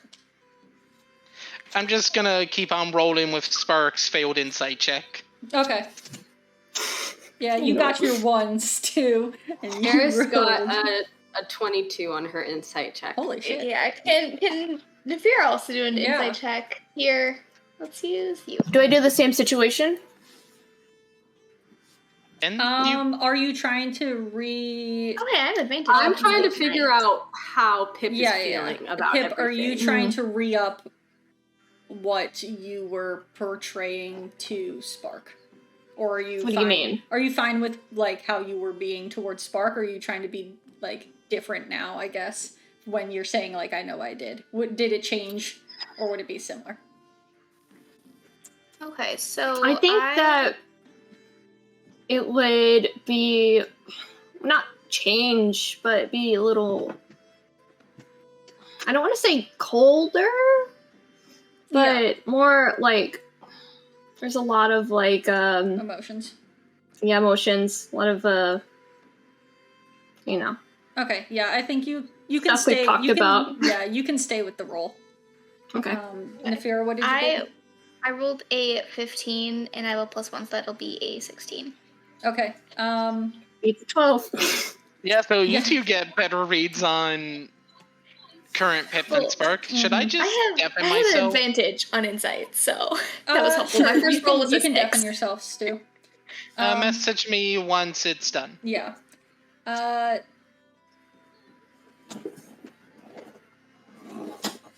mean, Morgan, do you want to just say what they Sure. would have gotten? Because basically, with a 16, yeah, like Nefira gets most of it. Aeris being one of your best friends, and 2 rolling very high would have gotten a little bit deeper. But I mean, Nefira, you don't have to deafen or anything. You can just hear what you hear. He's just very hurt. There's a lot of hurt, a lot of like regret, kind of, about like because Aeris has heard in her head the whole "it's all my fault" after the nightmare, and it's that like vibes, that situation where he's like, you know, he knows what he did. He knows that he's hurt them again, and this time it's worse. And you know, it seemed, I guess, I don't know. I don't want to say like, it just sounds lost, I guess. And because feels like there's nothing that he can really do to not hurt them. But essentially that, like, he knows what he did. He knows that he hurt them, and he's not happy about it. So a little bit of stuff toward himself, but yeah.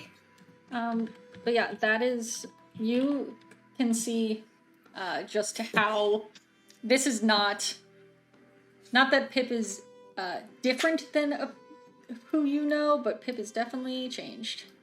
Alright, I am back. Hello. Sounds like Spark missed a lot by whiffing that check. Yeah. Or I am just struggling with words. So that is what you all get. What's Aeris doing with that information? Anything? I think she's not doing anything yet. Oh, Nefira Right. definitely wants to hug Pip, like so bad now. You're like teetering, like hug Pip, hug Pip, hug Pip. Yeah, It's like, just like can Let me Spark hug pick you. up on the he's not ready for a sign? hug. higher urge to hug with his passive insight. Not as to what motivated it, just that Nefira is like, I'm almost at the point of I'm going to give you a hug anyway. Yeah, I mean, you can tell Nefira's that is a Nefira thing to do when she panics and is feeling stressed, is to try to calm the situation down with a hug. You've seen it with Aeris before, and with Pip with the nightmares. So Almost seen it 3 days in a row. almost, third time's a charm. All right. I guess stuff you've missed in the past bit of time since we had to knock you out. Again, Yeah, where sorry are we? about that. We found the catacombs with the civilians. There was a hatch inside of the hand. You opened the hand? Sorry. It's okay. And we're underground right now. The current plan is to take a nice afternoon sleep. Yeah.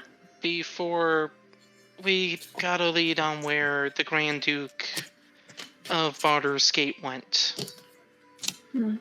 So, I guess the plan now is to follow that lead, and if your mentor reaches out to you, maybe ask if a backup party is ready. Okay. Again, you can talk to us when you need to, okay? Okay. And just a heads up, when you do take up, if you're on that hug, I'll probably join in. Sure. You want? And sorry, my own audio process and stuff. What did you say, Morgan? I said if you want. And I guess for the first time since regaining consciousness, Spark will back up and give Pip some space. Yeah. You step away. So yeah, what is everyone's next plans? Anatole is still near Aeris, kind of determining that situation. You all know that if you want to go talk to Feria, who Pip knows also doesn't even know that whole situation about the tome, Feria, Grand Duke's in a cemetery. Here right now, maybe not. And I guess I kind of am. Oh yeah, Spark didn't say anything about the cemetery. Just we got a lead and we're gonna follow it after we rest. But Oops. you all do have this is essentially going to translate into like a long rest time. So if there's anything you will want to do, then Spark will, before bedding down, kind of approach Aeris as like,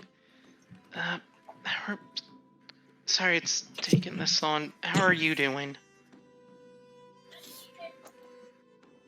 Y'all know what is about to come out of my mouth. I'm fine. Spark's actually gonna incite that one. Okay.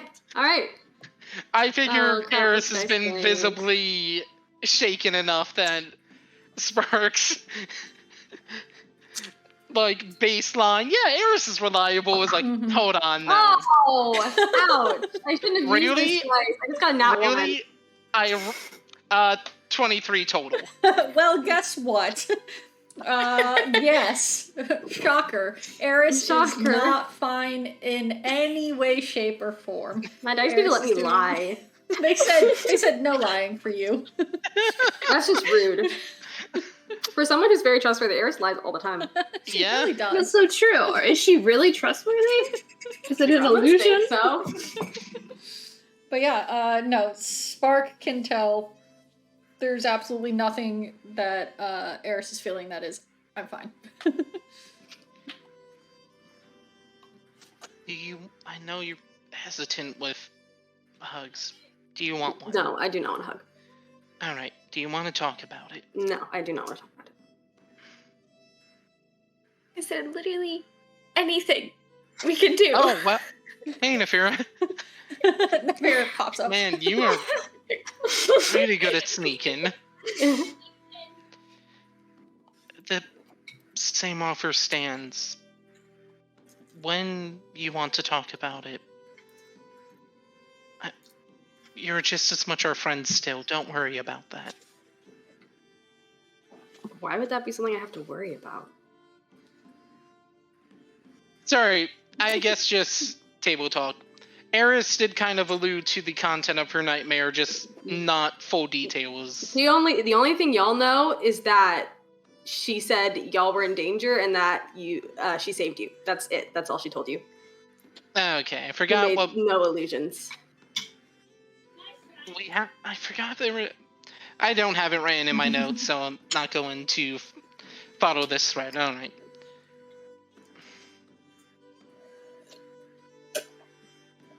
I don't know, just intuition, worry.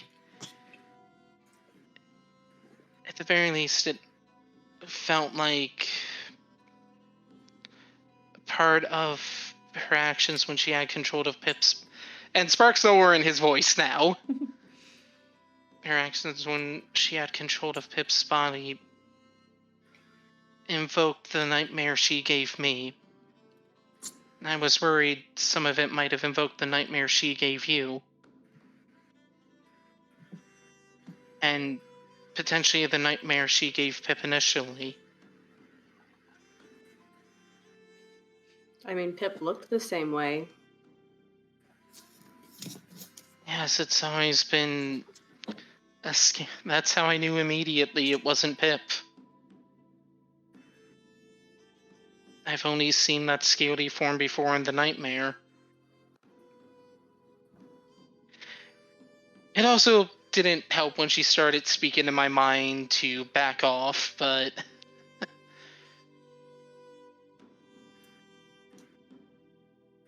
that wasn't going to happen. We've already lost one of us.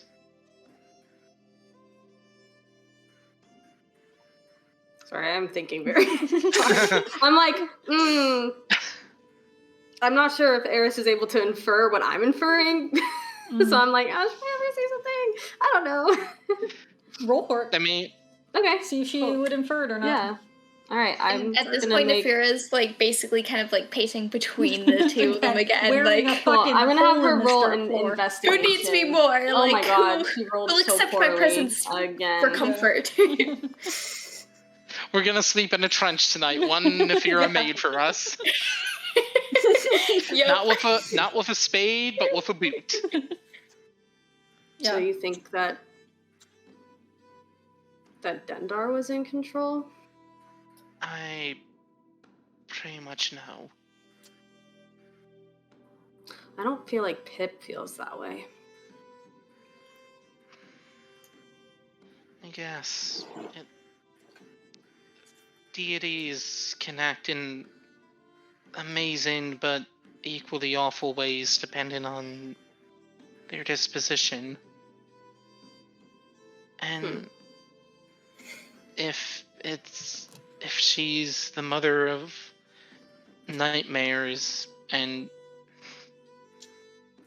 it fits with Pip's nightmare fuel, I wouldn't be surprised if she made him thought he was fully in control.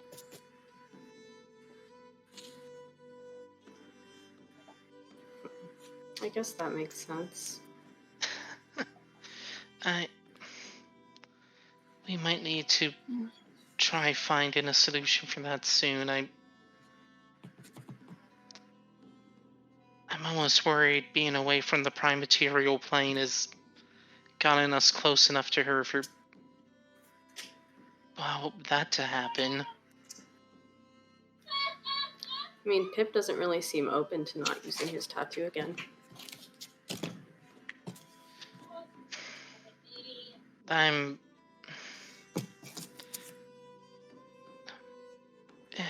just worried he's more focused on potentially the power it yields him and not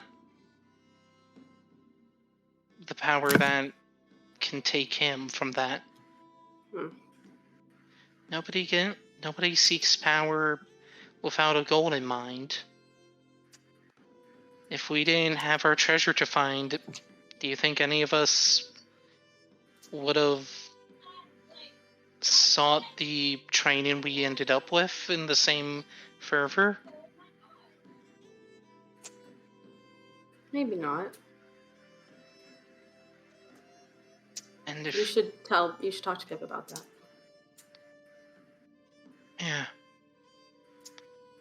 probably will during. I guess we don't need it. Do we still need to take watches? That I think so.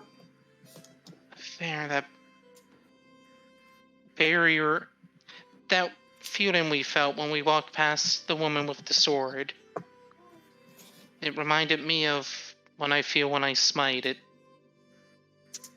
Spark, I don't think it's the fiends that we have to worry about. But we do have other things to worry about.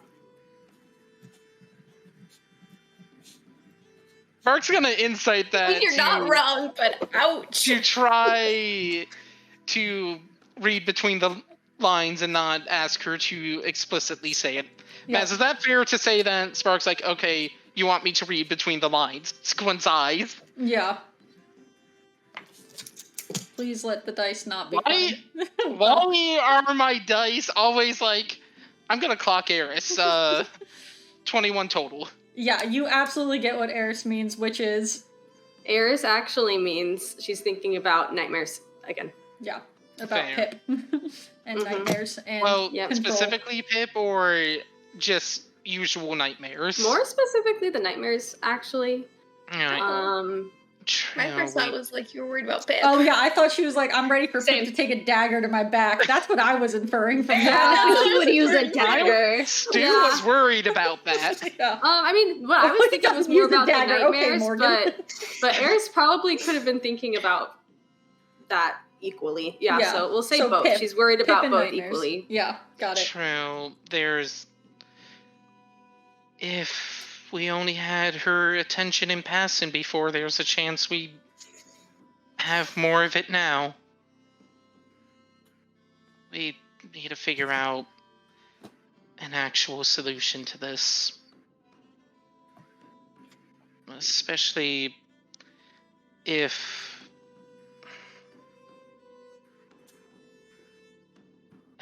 we're going to continue with this. Mm-hmm.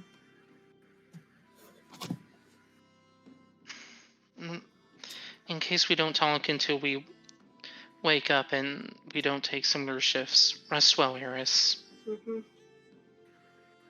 And don't worry, I still have some healing left in the tank in the worst case. That's good. Alright, does Spark head over to like a corner? What's Pip doing? What's Speaking everyone of doing? people in corners, while this all was happening, can Pip have climbed off the table, gone to a corner, unallowed. Yeah. gone to a corner, and cast minor illusion to make like a crate that's like blocking him? Sure. Oh my Thank you. goodness! Nefir, you Supposed to be Yeah, you- curled up in the corner holding Val. Nefir, you've been kind of pacing back and forth. Obviously, they've been having this conversation. You saw Pip get off the table, but then you like came back to this conversation. Then you went back.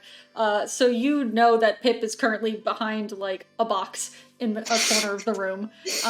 Yeah, Spark's gonna turn around, scan the room, and visibly get panicked. Yeah. And you just see a Just crate follow that's just Nefira. Just follow Nefira the next time he goes pacing back and forth because she's still the doing good thing that. about gnomes having minor illusion is that it's a 5-foot cube, and he's little. He can stand behind that, but Yep. he's not. He is curled up into a ball, essentially fetal position, with Val very close to his chest. Does Nefira loop Spark in on Spark, Pip's- you have enough Pip wants a lead time. insight that you can look over and be like, that box wasn't there before, and Pip is Alright, not here. fair. And also, it's a minor illusion. It occasionally does a little shimmer of like magic as you can gather. I mean, anyone who puts themselves behind an illusion of a box You mean maybe a metaphorical wall? Yeah. Probably wants some alone time. Yeah. So yeah, Spark's gonna probably take a corner facing the entrance and set out his bedroll, even if he has to move some chairs. Yeah. As he Wait, doing actually, that- kind of doofy thing he'd probably do to calm himself down. Inspect the table. Oh yeah. Let me get my notes out on this table. All right. Listen, we don't stats have of to the go in table? detail beyond Spark recognizes varying degrees of it, and it's like, this is just something that exists in his head. Oh yeah. Does the it's table we have as the legendary audience- actions? We as the audience don't need to know what Spark, he picks up. Oh no, you said it. So Spark realizes that this large oval table is made from red oak, and it is made from one singular oak. This 40-foot long table is a single carved piece of wood. It has to have been made both magically and mundane with how like perfectly carved out it has been, and also how massive this table is, but also you can see some of the minor like details that would go into handcrafting and doing woodwork. It's a beautiful piece. So that's what Spark realizes as he's like down and looking across the table. This is something he's doing to try to calm down and ground himself. Mm-hmm. As he's doing that, Oh my... what is happening? I always have my things off. Oh, yeah. I mean, it's dealing with an ambiently higher temperature than it usually deals with. As Spark goes to set up his bedroll, Pip is in the corner. Anatole kind of approaches Aeris and is like, "You want to take a walk?" Just Aeris, emotional blows keep coming tonight. Yeah, Aeris is gonna say, yeah, we can go take a walk. All right. And he kind of turns to Spark and is just like, "We'll be back within the hour. If we're not, something's probably gone horribly wrong." And he turns to Come to walk look out for the you door. two if it's more than an hour. Yeah. So, well, now Nafira has no one to pace back and forth between, so... I mean, she can pace between the box and where Spark is. Yeah, that's true. At this point, Spark is... She's not as worried about Spark as she is of everyone else. So they're just gonna sit, like, right outside the box. Like, just, like, right on the other side of the box. Just be like, "I'm here, It's Pip. like through the door. Come get your hug." Yeah. But yeah, as Nafira kind of sits there giving emotional support to Pip if needed, Spark is trying to, arrange the chairs, maybe move them out of the way so there can be a bit more room around the table or wherever people want to lay their sleeping bags eventually. And Aeris, you walk out with Anatole. He starts heading back towards the central crypt where you had first found Feria. It's gonna make me return the book. He's like, "All right, well, the surprise now."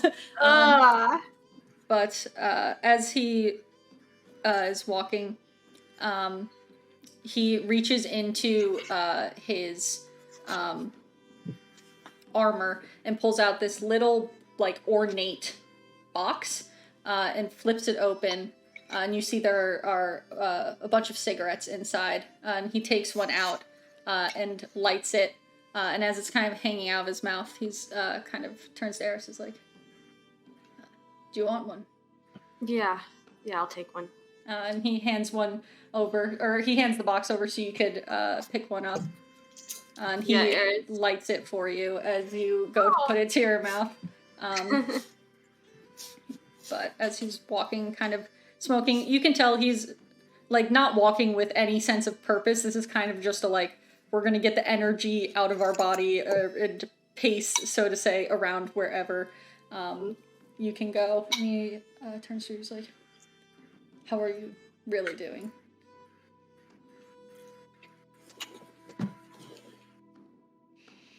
She's like, reads him, like, getting the sense, like, oh, I can't really, like, get out of this one, can I? Not very good, I guess. Ever since we got down here, I mean, ever since, like, right before we got down here, there's been a lot going on.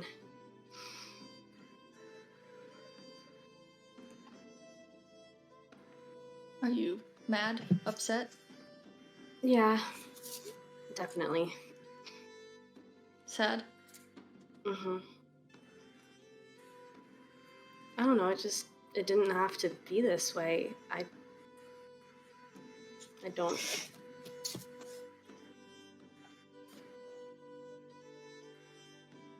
I'm debating about how vulnerable Aeris is gonna be. Yeah. Yeah. And so we'll say, like, there are quite expansive moments of silence in between as Aeris is thinking of what to say, and Anatoly kind of lets those moments ride. But you all basically make your way back into the crypt and start kind of a clockwise pattern around the outside of this massive crypt. It's probably like 100 yards long. And decently, like probably 10 or 15 foot high ceilings. So it's even though it's long, it still feels a little cramped as you realize that there's a lot of dirt above you. No one's claustrophobic, but even still, if you think too hard about it, you start to be like, are we buried alive in a crypt? Let's continue with our walk. Yeah, I think as the crypt, that's where everyone is, right? So the main crypt is where all the people are. So as you're walking by, he is trying to basically pick a path where like there's fewer people to like overhear. And that's kind of the outskirts, is a lot of people have kind of congregated and like whatever, their families are together, they're sleeping, laying down. No one really seems like they notice you walking, obviously, because you both are decked out in armor, and obviously Anatoly is decked out in Hellrider armor, but they're giving you space, and no one's giving more than a passing glance in your direction, as they're too tired and scared to really do anything else. But... Yeah, I think when they enter the crypt, Aeris gets a bit distracted from her train of thought. And as they're walking around, she's like scanning the faces of the different people, and she asks, do you know if my grandparents are in here?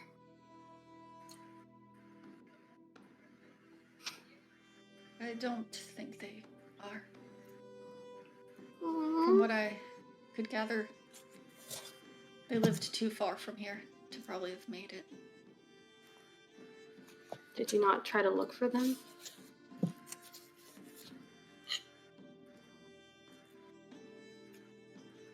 No. Ouch. You see that as he says that, no, his eyes are kind of down on the ground, as you all are still walking. Yeah, Aeris takes a deep breath in from like the cigarette. And as you breathe in, this cigarette is very different than some other ones you've had before. It is deeply lavender flavored. It is a very floral cigarette, and you can gather that it's probably pretty decent quality, as it tastes pretty damn good. Yeah, wow. Something that tastes good in hell, and it's a cigarette. So did the alcohol that I had earlier. Hey, wasn't the liquor devices. described as good tasting? Yeah. Mm-hmm. Yeah.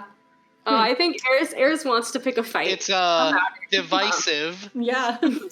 About her grandparents, but I think she like she remembers that these are his parents and that he looks pretty upset about it. Yeah. So I think she's just gonna let it. I'm gonna let it go for now. Or at least like let that go for now. Yeah. She's gonna say, were they nice?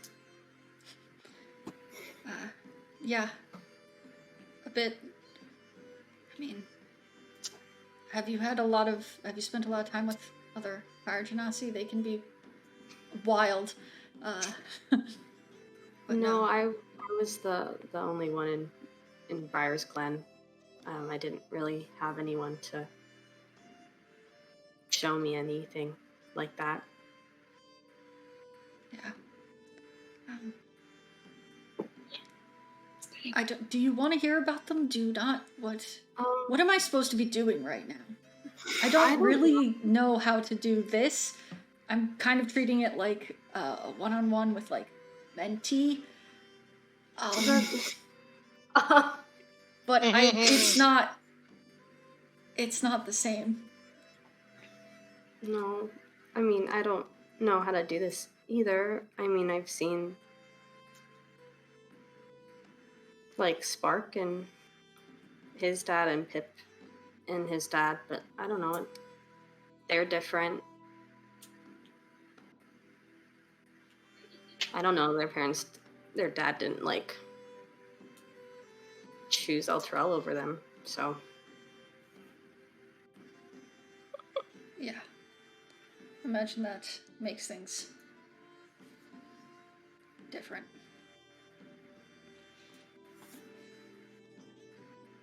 Yeah, it does a lot.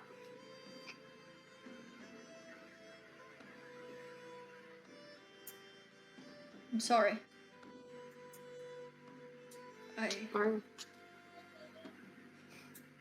Are you actually sorry? Or are you just saying that?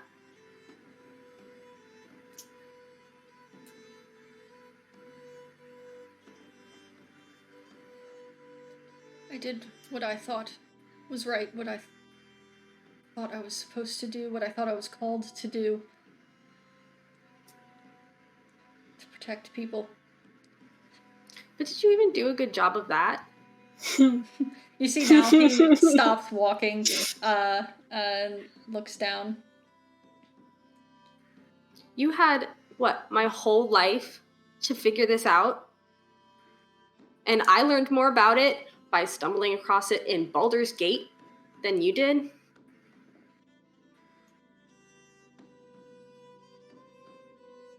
You think I don't know that? You think I didn't spend 21 years of my life waking up every day not knowing if what I saw in that vision would come true on that day? 21 years, and it still did. I have failed, and I thought I had nothing left. But I will not fail. I will make sure that I get as many people of Elturel back as possible. And I will make sure that my daughter doesn't die in the process. It's all I can do. I'm a warrior. I'm a soldier. I'm not a father. Yeah, you made that choice.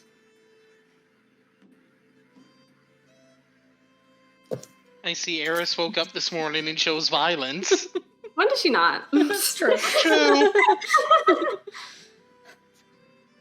And you can see, you have not been around Fire Genasi, full-blooded Fire Genasi, that have gotten angry, and he is basically on fire. You can tell his hair is pure, like, magma. It's almost like melting off the side of his head. His eyes are ablaze. You can, even with your kind of resistance to heat, you can feel the heat emanating off of him. And the cigarette has all but completely evaporated as just the heat of how upset you can sense that he is probably holding in a lot more anger and emotions than Mm-hmm. he let out with that small outburst of emotion. Yeah.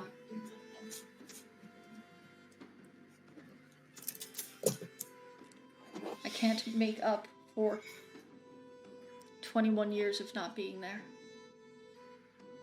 What is it that you want me to do here and now?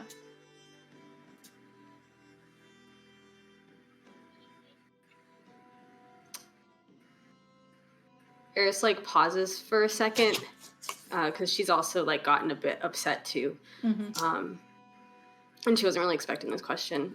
So she takes a minute to think about it and think about like what is it that she actually wants, because all she's been doing is feeling. Mm-hmm. And she hasn't been doing a lot of thinking, just like when she was holding the book earlier.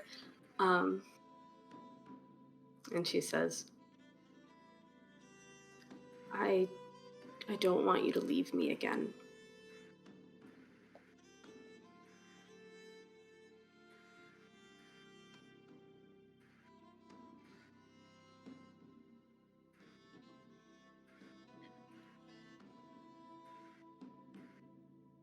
I'm here. Now. We'll figure this out. But I'm not a liar, and I won't make a promise that I don't know if I can keep. Okay. We are in hell, after all. Are we not? Yeah.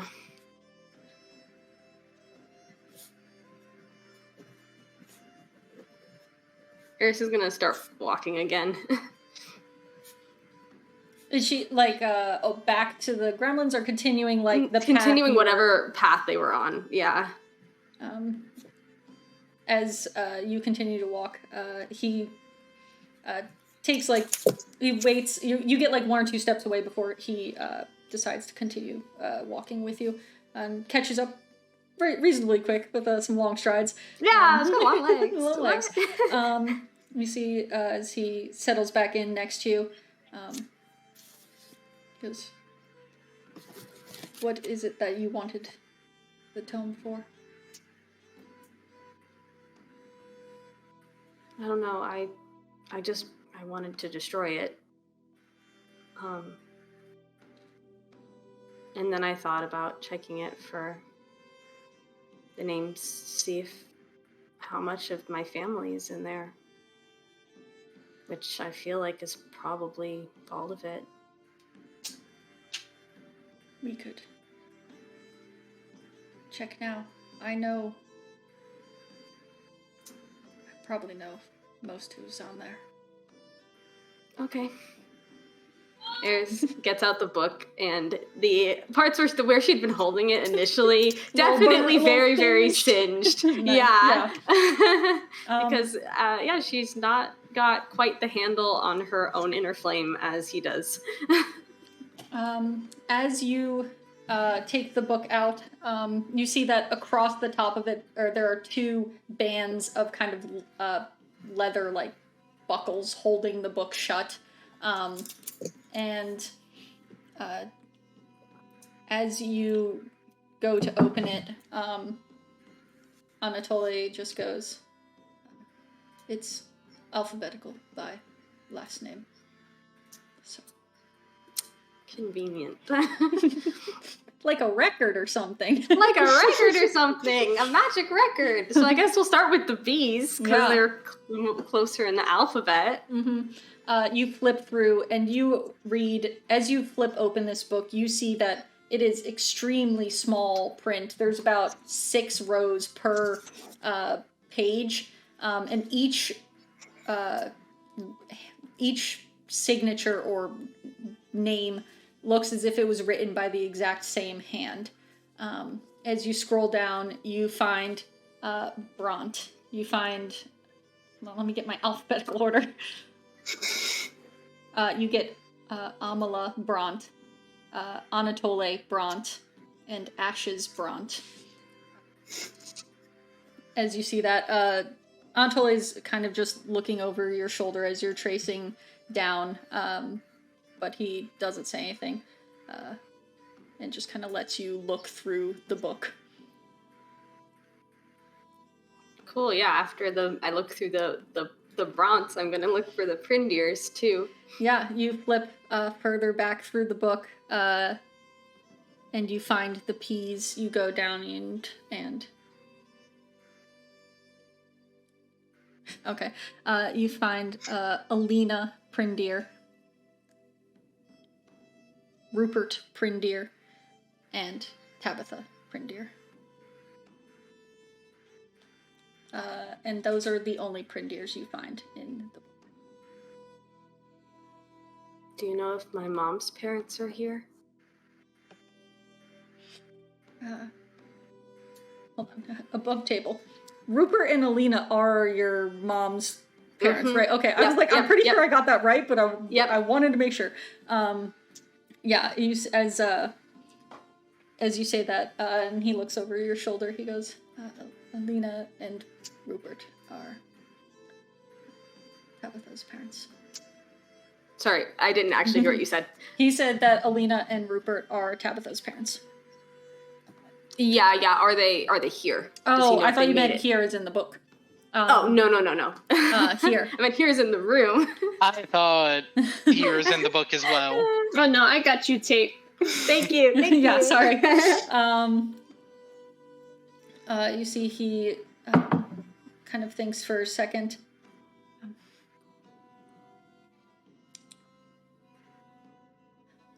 The unfortunate part about Tabitha and I growing up together is because we lived on the same street. Oh no. So I don't think they could at least make it here. They might still be alive, but I don't think they could have made it to the High Hall. Oh. Yeah, Aeris is starting to tear up because like all her grandparents are dead and she never got to meet them. Yeah. And she's gonna Still in ask, hell. it's Okay. she's gonna ask her dad, were they nice? Yeah, they were so strict. I don't think they really liked me for any of my life growing up, but I mean, they never really said it to my face, so they were nice.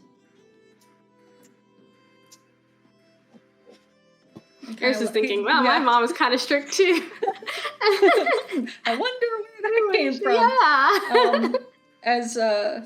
As you're thinking, Antela just goes, that bastard really took a lot from us, didn't he? Yeah. I think he's still alive.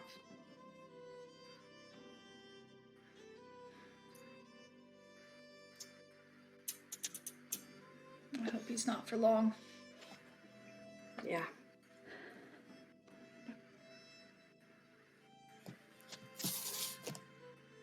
And then he takes a look, and at this point, he is really looking, and he has clocked that you are at, like, what, 4 hit points? I'm at 3. Oh, 3 hit points. He has clocked you are at barely above... barely above the ground. Yeah, at first Aeris was like, "Lock now?" I'm tired. Sorry for not giving Aeris any healing. And then she got excited and about the walk, and then they got emotional. And now I think the sadness is making her really settling. The energy is really leaving her. Yeah. It's like, you should rest. We should all rest. Yeah, we have to find the Grand Duke now, so. Yeah. Are you going to talk to your friend? I don't really want to talk to him right now. I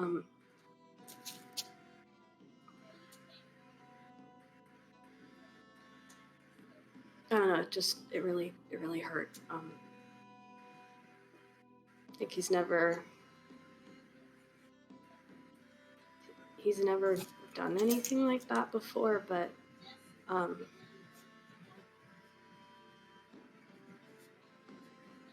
don't know. He said that I don't know why he attacked me. I didn't attack him.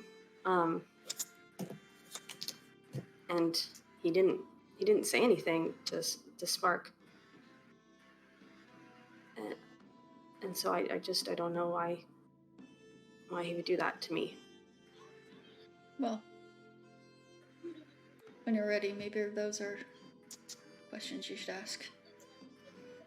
Yeah, probably. But you're part fire genasi. Don't let it linger too long. We have a tendency to blow up if we keep things inside a bit too much. Yeah, I've struggled with that my whole life. I hate to tell you, you'll probably continue to struggle with it. Mm-hmm. I still do. Well. And he realizes now that his cigarette is out, gone, vanished to the ether. And he's like, another cigarette for the road back. Sure. And yeah, then he hands you a cigarette and lights his own. If he doesn't light Aeris's, she's gonna go to light hers. Yeah. But she pauses and takes a deep breath before conjuring a little flame to light her cigarette with. Nice. And yeah, he will quietly walk back towards where the rest of the gremlins are. He's not going to start any conversation, but if Aeris wants to bring anything up, you are welcome to. Otherwise, you two could walk and smoke in silence. We'll smoke break. Shoot, there's something that I might want to have her bring up. Mm-hmm. Because she knows why he didn't choose to be her dad.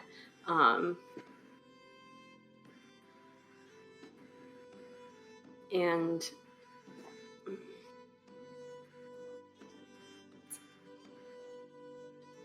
yeah, she's gonna ask. she's gonna ask him, kind of maybe when they're halfway back. She's gonna say it kind of quietly too. Mm-hmm. And she's gonna ask, "Am I ever gonna be good enough?" You see, he kind of stops, kind of puzzled by what she's saying, and it's like, good enough for what? I've seen you fight. You're a damn good fighter. And as you're saying, yeah, the only one to see her 1v1 that devil. Wait, Vera saw parts of it. But he saw the whole thing, so. And as he's going to say you're a damn good fighter, you say, what was it that you said too? She was gonna say for you. Oh, for you, yeah. There's that cross between, and he's like, why would you think that you would ever not be good enough for me? Because you didn't choose me.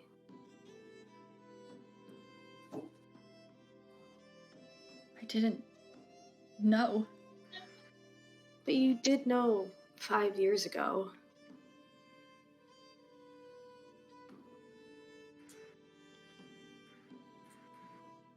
I thought you'd be better off not having someone swoop into your life and upend everything when I still couldn't have claimed you as my daughter. The only reason I can now is because Elturel has crumbled. There's nothing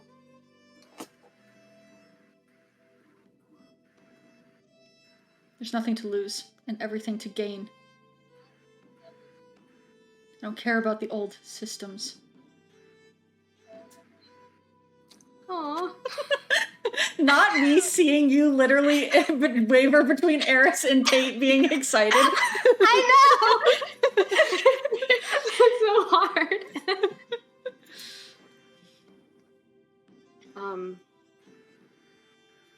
Yeah, Eris has mixed feelings about that. That's fair. Yeah, I think she's gonna say.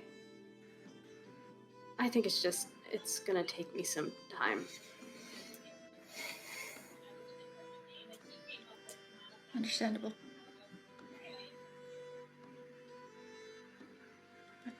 I will say, as that kind of conversation comes to an end, you two come back into the room. Has Aeris finished her cigarette before she enters? No, I think she's like been kind of tired. Yeah. Breathing she's slow. Yeah. Not finishing the cigarette. So yeah, Spark, we'll say you've been up kind of like probably doing armor checks. It hasn't First been... time maintenance. Yeah. Punching out the dents. Yeah. Being like, there's so much more to worry about now. Yeah, you and Nefira kind of been quiet off in your own little situation. Same with Pip. What has everyone been doing? It's been about maybe half an hour. They weren't gone a super long time. So after probably like just after a few minutes, like a little while of sitting there and still not getting a response from Pip, Nefira probably migrated off to her own little corner and is having a full-blown panic attack now. Great, there's like, 4 corners for each gremlin to have a panic I was about to say, if... Anatole will sit in the center of the table. I would mention if during that time, if Nefira would allow the approach, Spark would have come by and at least pulled her into a side hug. And just stay... write it out, I'm here with you kind of way. That would be appreciated. The only two of them who have touch as a love language. Yeah. They need to keep each other stable when they're respecting the other two's boundaries. So as Nefira is kind of panicking, moved away from Pip, panicked, Spark approached. Is Pip still just kind of curled into a ball in his own little world, or what has Pip been doing? All right, fantastic. Yeah, he's still there. He has been curled up in this corner, hidden from everyone else, taking his space, and doing a very large cry about it. All right. Pip, as you've been crying for 30 minutes, as you do. Yeah, as you do. You realize, as you kind of finally go to, like, wipe your face in a brief respite, there are no tears that come from your serpent eye. Ooh. Whether that is intentional, the lizards can't cry. That's the name of this session. Oh my goodness.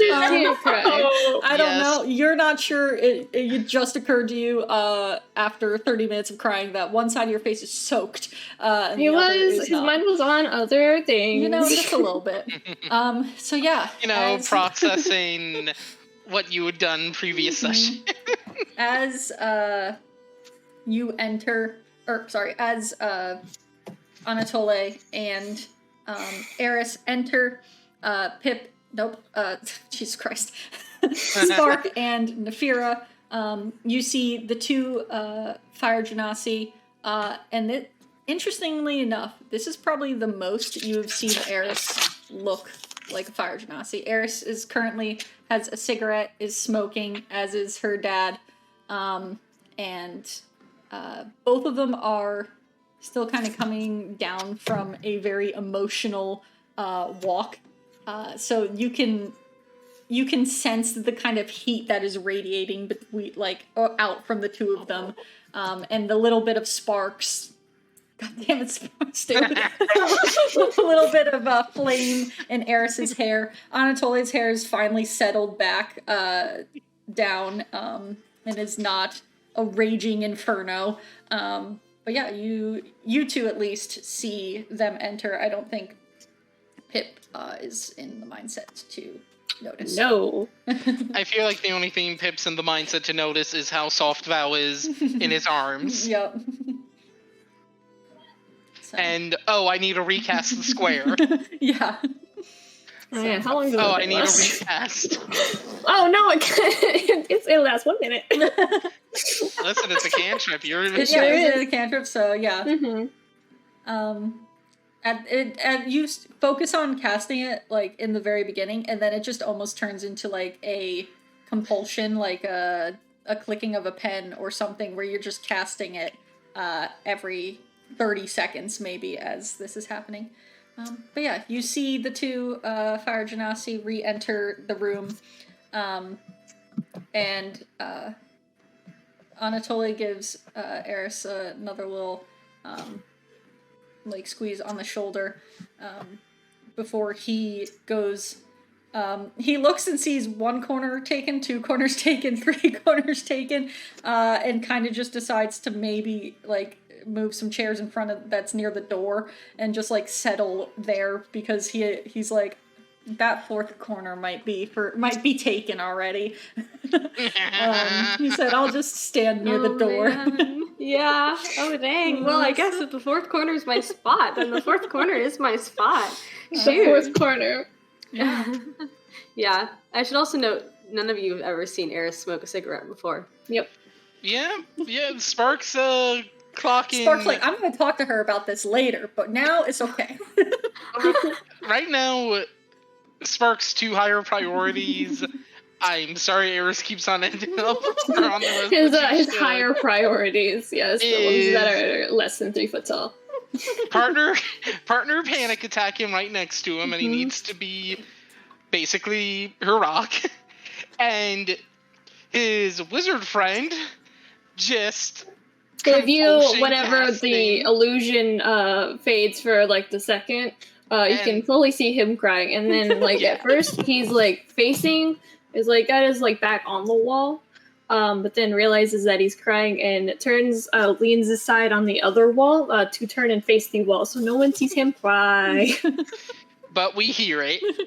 Probably, if no one else is making too much noise, it's kind of hard to not hear. Just hear sniffling. And even And, though like, I know it breathing. will probably be turned down, during probably one of the first awkward eye contacts of, oh shoot, is the illusion down, Spark would have patted the other side of him. Oh, does Pip turn away? Like a invitation still open, but I imagine Pip was like, illusion back up. Yeah. No. Just accept the love. Listen, Please. you're Yeah, really yeah, pushing if, Spark. You were yeah, really if- having Spark sit on the threshold of, I want to respect my friend's personal space, but my friend Yeah. really needs a hug right now. If Spark comes up to Pip's side, and the illusion fades, he's gonna recast it not behind him where it's been, but beside him. Oh, so it's still blocked Spark. Or Yeah, so it's it not. doesn't. Yeah, like if Again, you Spark face isn't through it because it's an approaching, it's illusion, but kind of like a hint, like please. Well, again, Please, he just please. simply tapped the open side of where he was sitting. Basically, like, invitation still open, but again, like you mentioned, Pip's like, box, turn 90 degrees. Goodbye. So yeah, as all the gremlins are in their separate corners of this room, Anatoly, kind of just finishing his cigarette and lighting another, just goes, I'll take first watch, I guess, to the room of people. And yeah. Aeris says that she can do the last watch. I guess, wake me up for the second watch. Will do. Aeris finishes her cigarette and is thinking about her conversation with her dad, and I think part of her is like obviously she knows it's going to take her a while to deal with all of her feelings, but she's feeling a little optimistic about their relationship. Well, someone's feeling optimistic in this session. And she's trying to think Chris. about that and not about Pip. She is using that to distract her. Wow, you're really replacing her. I know they have the same birthday, but gosh.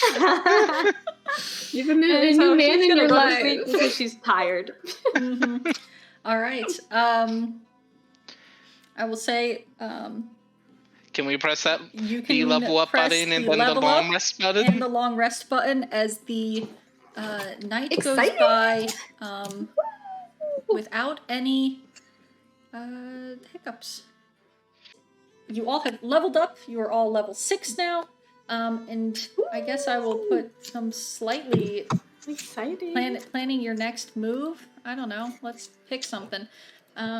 Yeah, you took watches. Anatoly took watch first. Woke up Spark. Spark woke up Aeris. That is stressful. That's not the music I wanted. Yeah, you put that Hold on. I on. was like, what is this? Also, I've had this very peaceful but very melancholy piano music. I'm just doing that the whole session. That's so. literally just Aeris is just in their own head. Meh. But yeah, you all managed to get your rest. You are back up to full health, and the night was quiet. No devils, no demons, no nightmares. Just some much needed sleep. And I guess by night I mean late afternoon. But it doesn't matter here. And we're because, exhausted enough to conk out. because also there's no day and night cycle in hell, so Or sleep- underground. Or underground, so sleep when you want, you know? First thing in the morning, Aeris is gonna hand out healer's kits to everyone. Alright. Yeah. So everyone gets one healer's kit. Does because I'm Anatoly get a not healer's gonna kit? forget. Yes, of Okay. course. She hands Of course he gets a healer's a kit. healer's kit, and he's like, I haven't used one of these in like half a decade. I haven't used one ever, so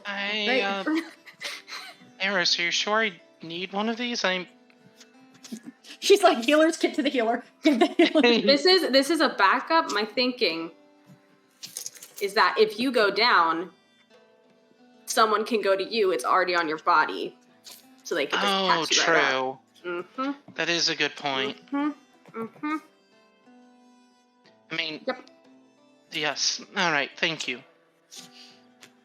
Alright. And See, Aeris Spark is will smart. let everybody see where he puts it in his pack, Yep. You all kind and of he will remind people where his health potion is too, in So case they need to run over and shove it down his throat. everyone, add a healer's kit to your inventory. I'm gonna Ooh, oh, right. Thank you so Oh, much. yes. You're so smart. take 4 out of my inventory. Not spells, inventory. Alright. As you all are getting up, getting ready for the day, looking much better than you were 8 hours prior, you see Morgan disappear. You see Pip vanish.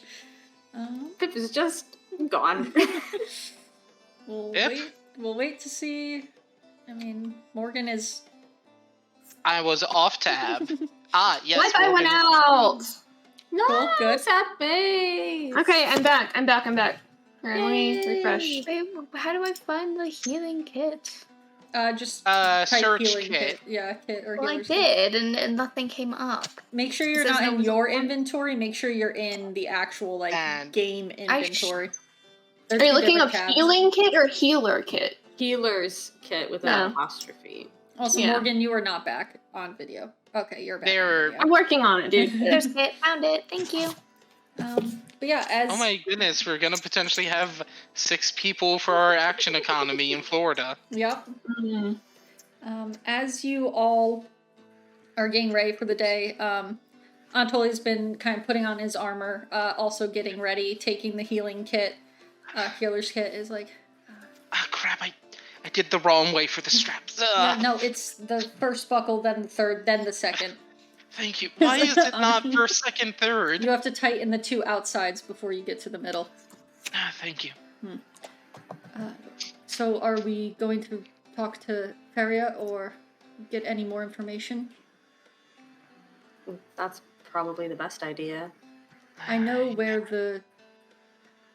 He's kind of like thinking back to a pre-destroyed Elturel, and he's like, I know where this graveyard is. It is relatively close to here, but there is a chance there's a tunnel from the catacombs that leads there that I don't know about. Secret A tunnel? secret tunnel. Secret tunnel. Right, we should probably ask We about could ask that. Feria. I would prefer to stay underground for as long Makes as possible. sense. Mhm. So, thanks for your insight on if we should, for keeping her out of the loop about the details in the tome book. Yeah, it would. Aeris is thinking, oh, you're doing that? What? It would only. I was trying to think what was worth omitting and what wasn't, and that was on the fence of maybe they should know to be extra cautious, but that could also throw them into the depths of despair. Yeah, I don't think there's nothing she can do that can fix what's already been done.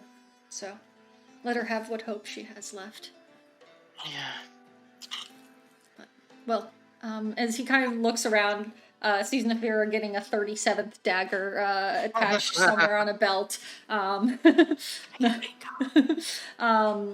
Spark will look for and walk over to Pip. Yeah, what's Feeling any Pip better? up to? Sorry, And Morgan's in the sorry, I middle of caught you in the eating. middle of Pip is in the middle of a ration, and Spark walks over. He had breakfast. Yeah, he's eating some breakfast. Aw. It tastes awful. Very slowly, like, nibbling on it. Mm-hmm. Cuz does not want to eat. Cuz doesn't have the energy to eat, but has to. Listen, you're just tempting Spark to have good berry ready to go, so that way you just need to eat one berry and be good for the He day. will not take it. Listen, it will taste like ash like everything else. That's not why. But yeah, Spark comes up to Pip.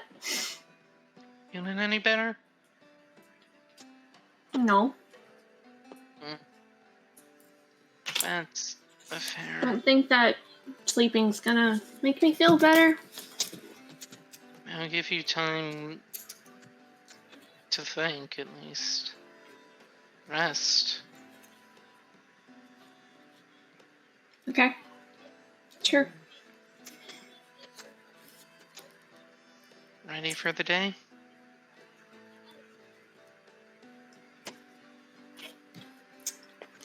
Do we have a choice?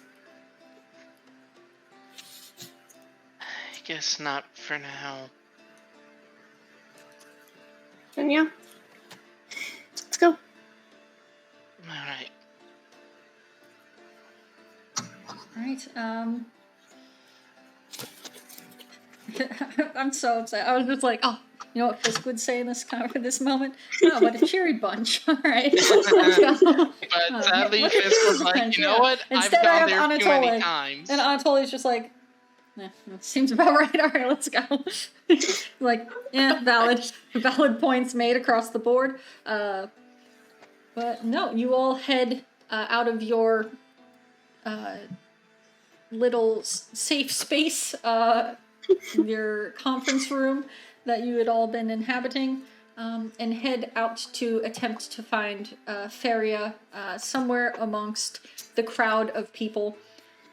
You're able to find her pretty quick. As you all are kind of like step into the crypt and are scanning around, someone, one of the Hell Riders comes up and directs you towards where Feria is, figuring that is who you were there to look for. And you see that Feria kind of rubs some sleep from her eye, as you imagine she was maybe just getting ready to go to bed. She's like, can I help you? Is there something? Do you know which way the Grand Duke took to the graveyard? Is there? Yes, there's just at the far end. I can show you at the far end of the crypt. Also, I don't know what you might face, but these fountains are full of holy water. If you want to take any, it can't hurt, probably. Heck yeah. Aeris is gonna get some holy Spark's been water. I think looking for I him. used that Yeah, I was about to as a say, material in one Aeris. of my spells. Yeah, We you still can, have, if you have some little bottles. I mean, how many empty health potions do we have across all of us? Aeris has got 3 bottles, so Yeah. she's gonna fill them all up with I holy feel like water. Spark probably has 1 or 2 bottles on him, so I'll add 2 vials of holy water. Yeah, I'm gonna do 3. Nefira I would have probably 1. has just an assortment of random empty containers specifically for holding things that, Holy water? just that they happen to come across, maybe objects or liquids that they have stolen. Yeah, I'd say you all can get 3 vials, for how it's listed in D&D Beyond, 3 vials of holy water. Only flask is coming up for me. Then you get I'm 3 using flasks of holy water. Okay. If I that just don't screws wanna me do the wrong later, thing. hey, if that screws me later, then fine. But I think it'll be a very interesting situation anyway. So yeah, you all are able to dunk your various containers. Someone's got a gallon milk jug now. Dunk your various containers into the holy water fountain. As you, Farah waits for you. Faria? I've just shoved her name together. I'm like, you're Farah. As Faria waits for you, and then she leads you to a on the far right side of this kind of giant crypt, behind an alcove that has a statue of some important priest, saint, person in the past. She kind of slides a lever along the base, the name plate to the side, and you see that the stone behind the wall shifts. And she's like, if you follow this, it should lead you to essentially a rocky clearing right outside the graveyard. So If we were to return using this way, how would we let you know to open it for us? oh, there's just an indent on the other side. You can open it from there. Alright, thank you. Good luck. I hope you find the Grand Duke and things go well. Hopefully. But yeah, And what is the marching Spark will- order? I guess Spark will go in the front, mace out, light cantrip. Alright, who's next? Aeris is gonna be close to Be in the Anatole, back. wherever he is. I guess Nefira will go behind Spark then. Alright, Anatole will go, I guess, between Aeris and Pip. Great. So Aeris is last. Cool beans. And Anatoly kind of waits to see as Spark goes, Nefira goes, Pip goes. Pip was Anatoly- wanting to be Pip- last. Pip was wanting to be last. Oh, okay. So Nefira goes. Then realizing that Pip is waiting and Aeris is waiting, Anatoly kind of shifts to kind of show that he will go in between Pip and Aeris. So therefore, Pip is last. But you all, Spark lights the mace, and you all head through this tunnel. Maybe a 5-ish minute walk. There's nothing attached to this tunnel. There's a few, what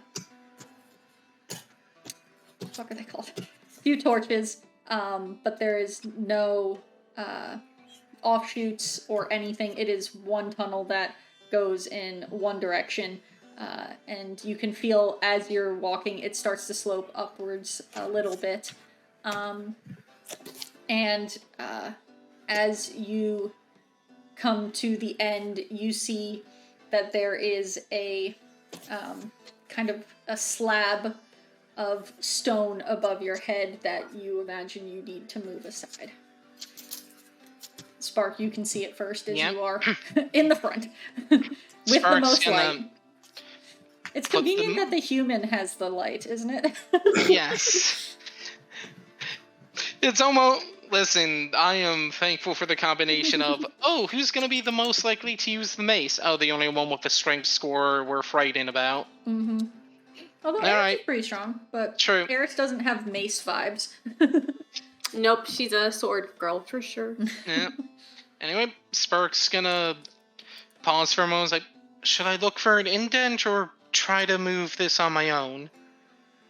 Probably look for an indent. Aeris is gonna look for an indent. Spark's Yeah. gonna look. Spark's gonna assist. Yeah, go ahead and give me that investigation check at advantage, or perception, either one. Sounds like I possibly should have said guidance instead of assist, but I can't do both. Let me see. That is her modifier. We're gonna go investigation for a 16. You look all along the wall, trying to see if there's any kind of that indent that Feria had said about the way back. But as it stands and you're kind of searching around, you bump the stone slab a little bit and you can see just this thin sliver of red sky. And you imagine that this is, you're just gonna have to huck it back. There's no mechanical or magical lever. It seems to be pure strength. Yep, I think we just need to open it. Alright, both of us? Sure. Alright. Yeah, give me a strength check. As long as you don't both roll nat ones again. I mean, and Listen, it's still we're- once there. before. We're not gonna have a repeat strong. of the door Yeah. incident. my 14 God. total. 11. Okay, yeah, it takes you guys, you've only been awake for, like 30 minutes. It takes you all a little bit to be like, no, this.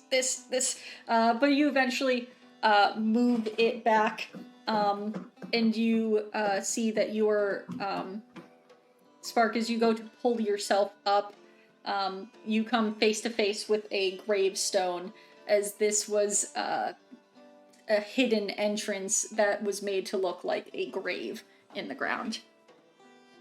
Oh, This is that's not so reminiscent of anything that's Mm. Spark has seen before.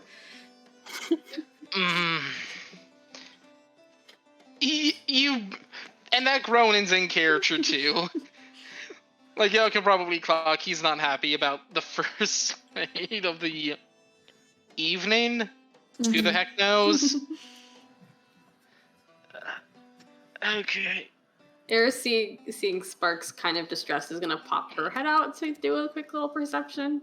Yeah, you Yeah. also see the grave tombstone that is in front of you, and you can tell that what you shifted off is like what would cover normally a grave, just a slab of stone. Anything else? in the Looking graveyard? around, you can see that I will need a perception check for further than just what is right If outside. Spark's able to, he will guide Aeris. Yeah, if he has the wherewithal to do so. Ooh. Well, I mean, he just needs to like tap her Yeah. on the shoulder. He's like, you got this. Yeah, he's not poking his head out there. He's taking a minute. Aeris' perception is 23. As you look around, you kind of glance and see that you are in a grave that is right inside the cemetery. To the side, maybe like 10 feet over, is the 10-foot high brass fence that would usually, you imagine, surround this entire cemetery. As you kind of stand, I would imagine, and like kind of do a full circle on this sloped embankment, you can see that on a bit farther away from where you all are, you see that the fence has fallen in numerous places. There's the gate that would normally allow access to this cemetery has been torn from its hinges, and a little ways off you see that severed humanoid body parts are on top of the spikes along the fence posts. Some of the body parts kind of wriggling as if undead, and twitching with the light flashes of the companion as you are back under the red sky of Avernus and can see the black orb that is the companion. Glancing around further, probably 40 yards off, you can see cracked gravestones, crumbling like monuments are all across the cemetery grounds. And you can see the chapel in the center, it's in the center, so it's about as far from you as it can get without being on the full other side of the courtyard, or the cemetery. And you see that it is kind of glowing out of any of the shattered windows and door. Even from this distance, you can see there's kind of this dingy purple radiance that emanates from it.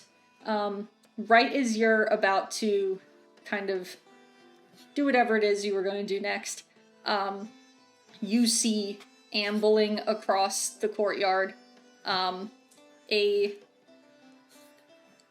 as you now look, dozens of skeletons and zombies that are just out of their graves.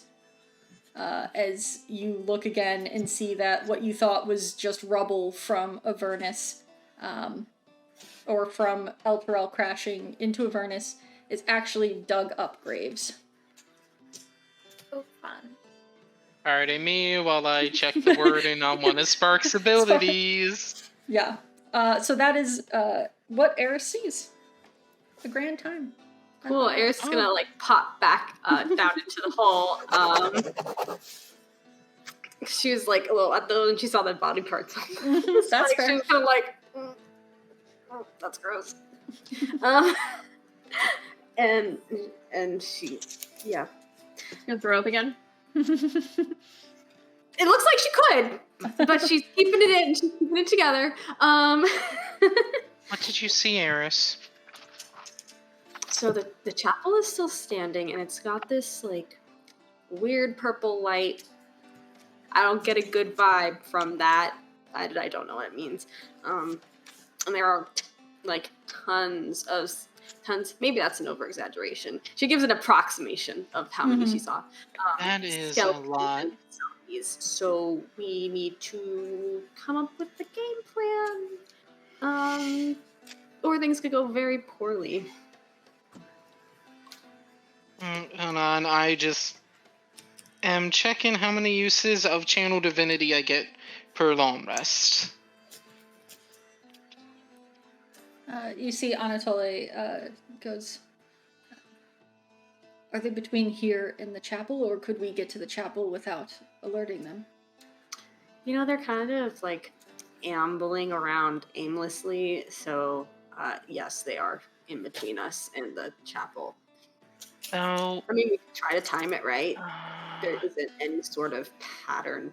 Was there a pattern? I can investigate if there was a pattern. Yeah, you rolled high enough that it looked like they were just moving. No pattern, no thought into... They weren't patrolling or anything like that. They were literally just ambling. I forgot to roll for Nature's Kiss. So Do we make a run for it? I'm not sure what is in the chapel might be any better, but we could at least have a wall to our backs. True, and that could funnel... If they was were to join us, that would funnel us. Like, still good?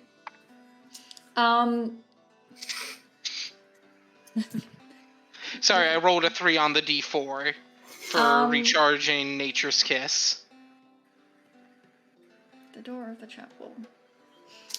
You could see that they were open, but from the distance you can't tell if they were like still able to be like closed and secured, or if they've been kind of blown open off their hinges. You're not sure.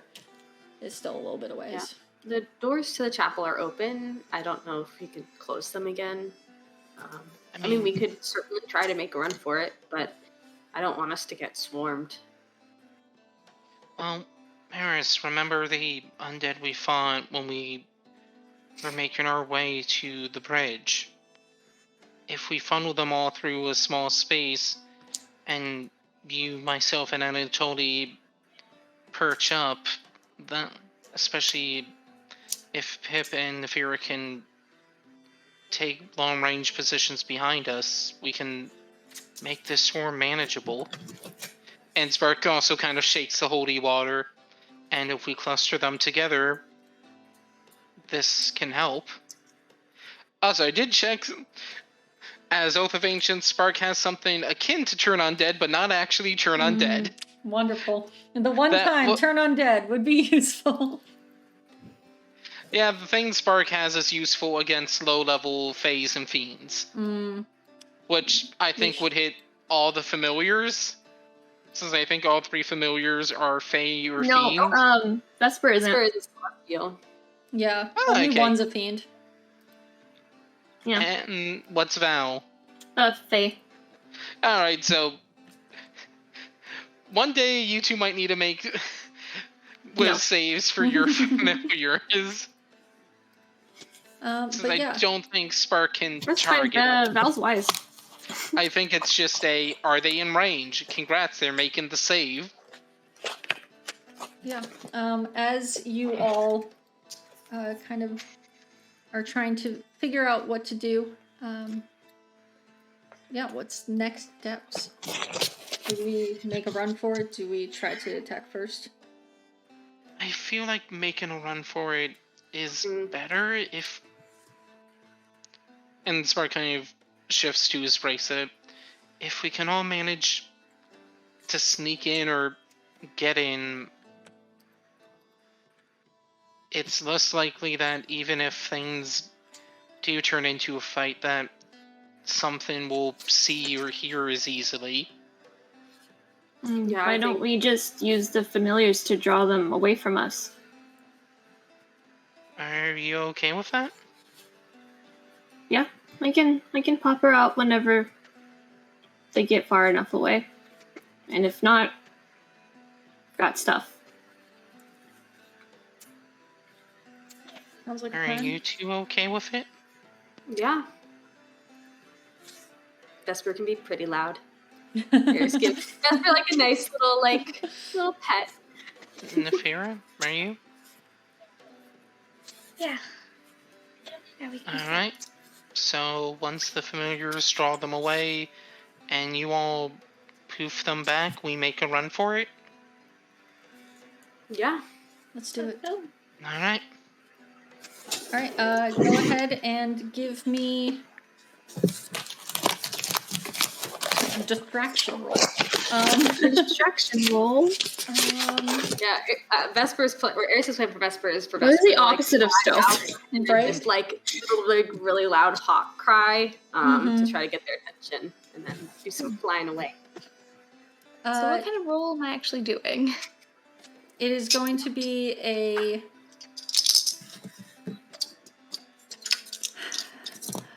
persuasion roll, I guess. A what? Can I do deception instead? Yeah, you know what? Persuasion or deception, because they are trying to deceive. They get could be to roll that, persuading yay. them to follow. I'll take Those are either charisma, one. right? Are we Yes. rolling with our charisma or with their charisma? Theirs. These Okay. very charismatic animals. Bro, Val's got a -4 to charisma. Wow. I So need dice for charismatic. Vesper. I have. But she rolled a 19. Okay. Wait, is this mine or No, is Vendetta's. Vendetta's? Oh shoot. Okay.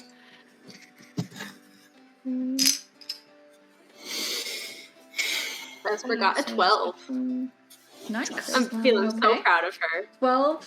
Oh, Also Sue's gone. great. It is 12, 19 minus 4? Okay. 15. Hello? Y'all talk? No, Okay. I can hear you. Okay. Oh, there he is. Vesper only has a -2 to 7 charisma, minus 2. so it's 14 minus 2. 15. Alright. 15, 14, and No, Minus Vesper has 12. 12. Okay. Pretty decent rolls, yeah. You see that Val sprints towards some of the closer ones where Vesper and Vendetta take to the sky. Guess what? A crow or a raven can be quite loud. And honestly, it is unsettling in a graveyard. Let's be real about it. Have you ever seen any videos of weasel war dances? No. Please. I want to. Okay. Please look it up I after will. this. Yeah, and then Yeah, imagine that's what Val's doing. It's very cute and it's very fun.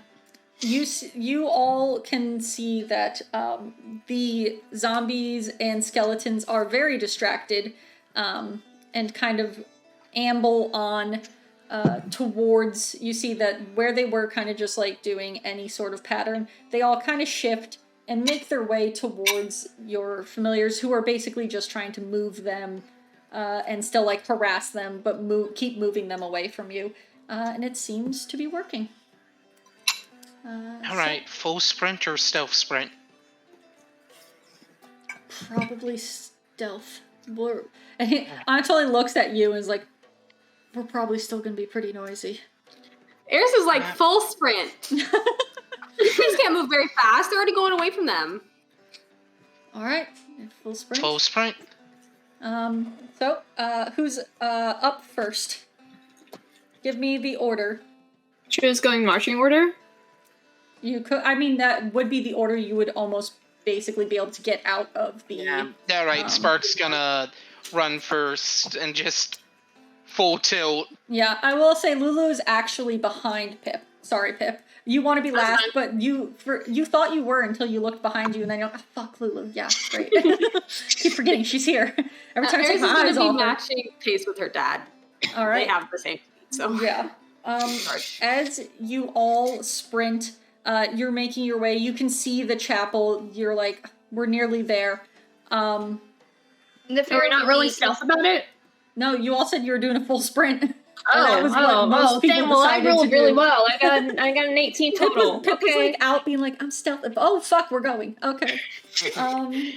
Nefira will be like looking back every now and then just to make sure that like Pip is keeping up with them. Because oh yeah, since Nefira has the bonus action dash to make up for the loss of 5 feet.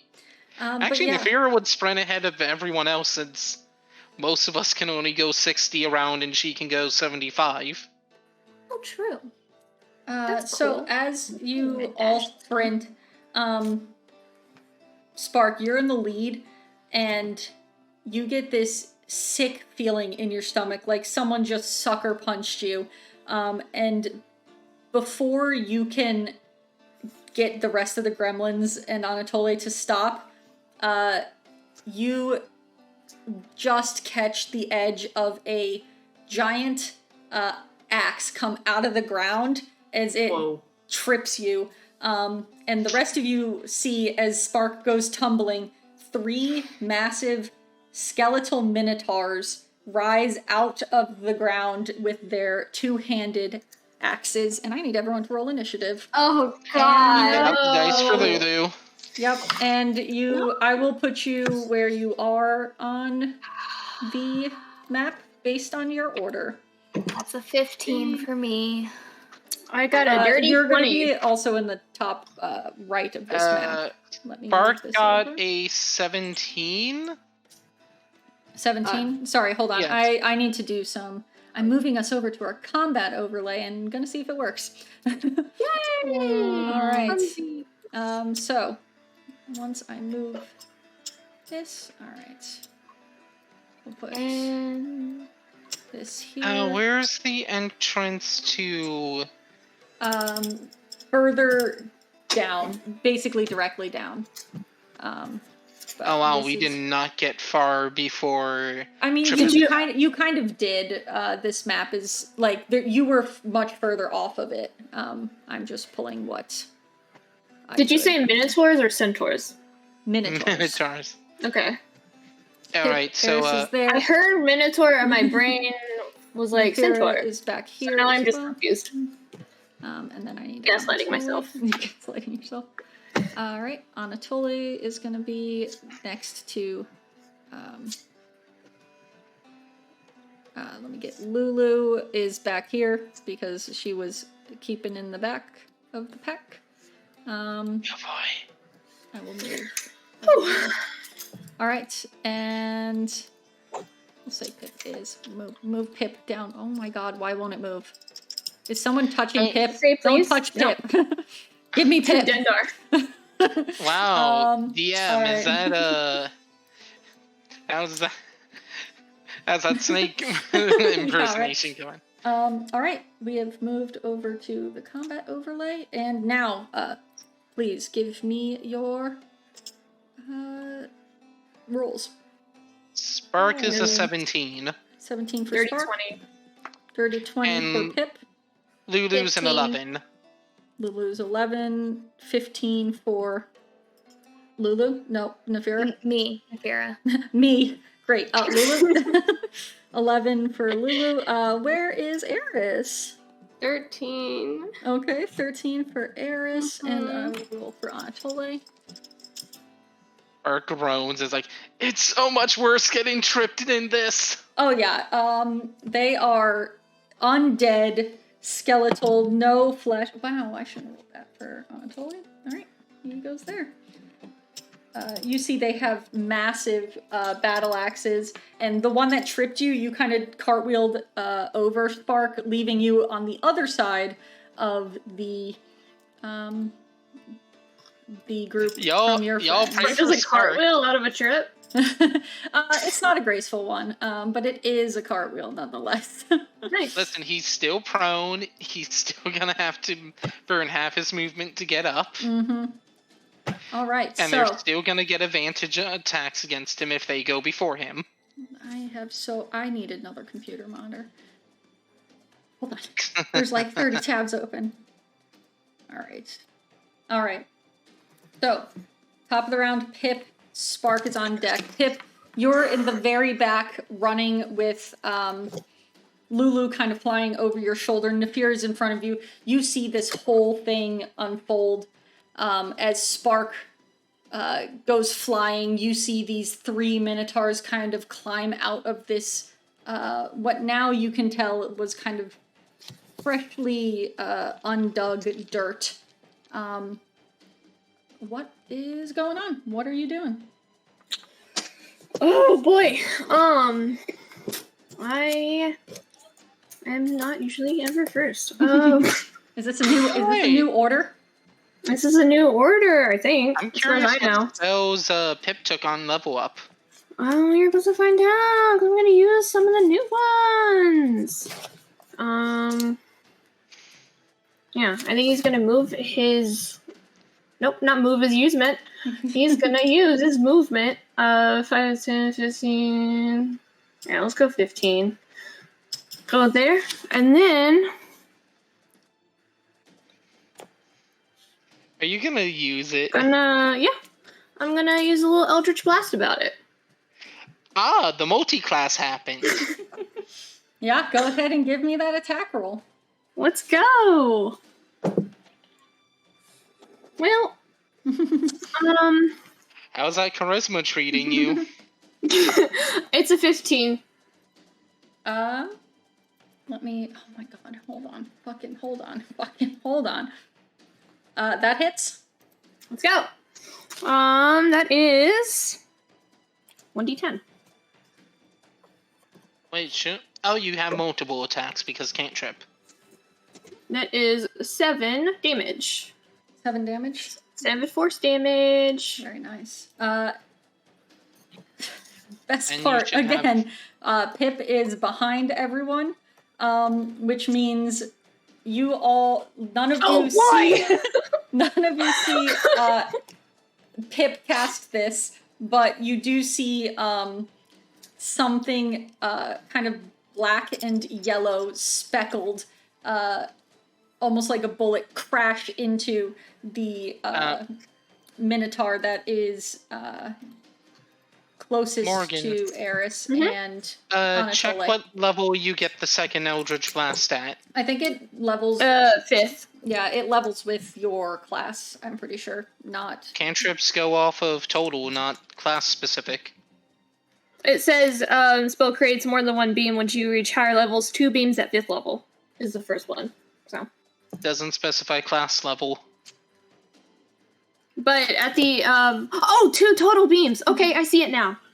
Sick. Okay. That's the whole thing with like a 1 level dip into a high cantrip caster with your best off stat is sometimes one of the best things to do. Thank you. Well, then that is another 6 damage, please. Alright. So that's a 13. 13 damage. As you reach your hand out and cast these 2 Eldritch Blasts, the only one who has visual on that is good old Lulu. She out here seeing and not knowing what the fuck is going on. Just know that Oh, you that's an see interesting go. Yeah. Well, no, that's y'all not never something- seen him use before. Right? Aeris, you feel force, like air rush past you and crash into, you see this black and gold crash into the Minotaur right Yeah, Aeris in front of you. when it goes by her. She totally what? Winces when it goes by her. Yeah. Mm. Fair. Little PTSD happening. Alright, that is anything else from Pip or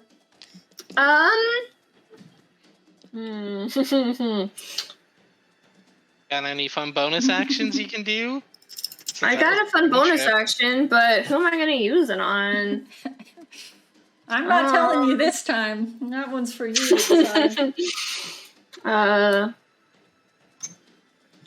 I guess. I'm another 5 feet of movement, Mm-hmm. and then I guess telekinetic shove the middle guy into the other 2. Like, it's not going to do anything, but I want to use a bonus action. Alright, is that a strength save? It is. It's a 16, I believe. Saves. I got an 18. Okay. You go reach your hand out and try to shove this creature, moving him between, but it is just big and digs into the ground, kind of digging its feet into this soft dirt. It's not going anywhere. Just gives a little about it. Ah, angry Pip. Hey! Alright, Spark up, Nefira on deck. Alright. Since order of operations is kind of fuzzy with this thing, action. Upcast level 2 bless. Nefira, Aeris, Anatoly, Spark. Got it. Bonus action, he is going to make use of... Let me get into features and traits for the actual thing. He's going to make use of Harness Divine Power as he utters a light prayer at his holy symbol and expends 1 use of Channel Divinity to regain a level 2 spell slot. Okay, very cool. And then he is on Roll20 tab. Sorry. He is going to move to put himself into possible flanking position as he pulls his shield up and basically is like, alright, here's hoping the others come in. Alright. As you run up, Spark, very cool. That is Yeah, shoot Nefira. out. Aeris on deck. Okay. Let's see. I am going to kind of take advantage of the fact that I'm right behind Aeris Okay. and basically use sneak attack and just... Oh, hey! This dude right here has not attacked anyone yet, right? He's yeah. on Not turn. not a single one of them has had a turn yet. Nope. Oh, Assassinate can proc. Okay. I'm going to assassinate this dude. Alright. Let's see. Yeah, I'll just Question reach around is, with my do you- magic dagger. Do you dumpster a lot of damage on one of the fresh ones, or potentially finish off the one that Pip's hurt? This is the one I'm that Pip just hurt. doing the one that's like right in Yeah. front of Aeris. That's the one Pip hurt. Why can I not? see Okay. it? Well, that's the one that's closest Are to you gonna Nefira, move? so... Move into position to attack with your Yes. dagger. So, like, I'm coming out from, like, right behind Aeris to do this? Yep. Or, like, just basically still behind her, just reaching out. Alright. and attack with my magic dagger. Let's kill this dude. All right. What? Remember, you have bless. Ooh, nice. Okay, and that. What do I add that to? That's a Your D4 that roll. I add to. Just to your attack roll. To your to hit and to saves. Mm-hmm. Okay, that is D4, D4, D4.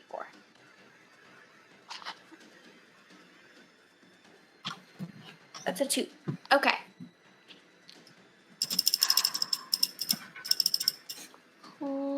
Plus 7. So.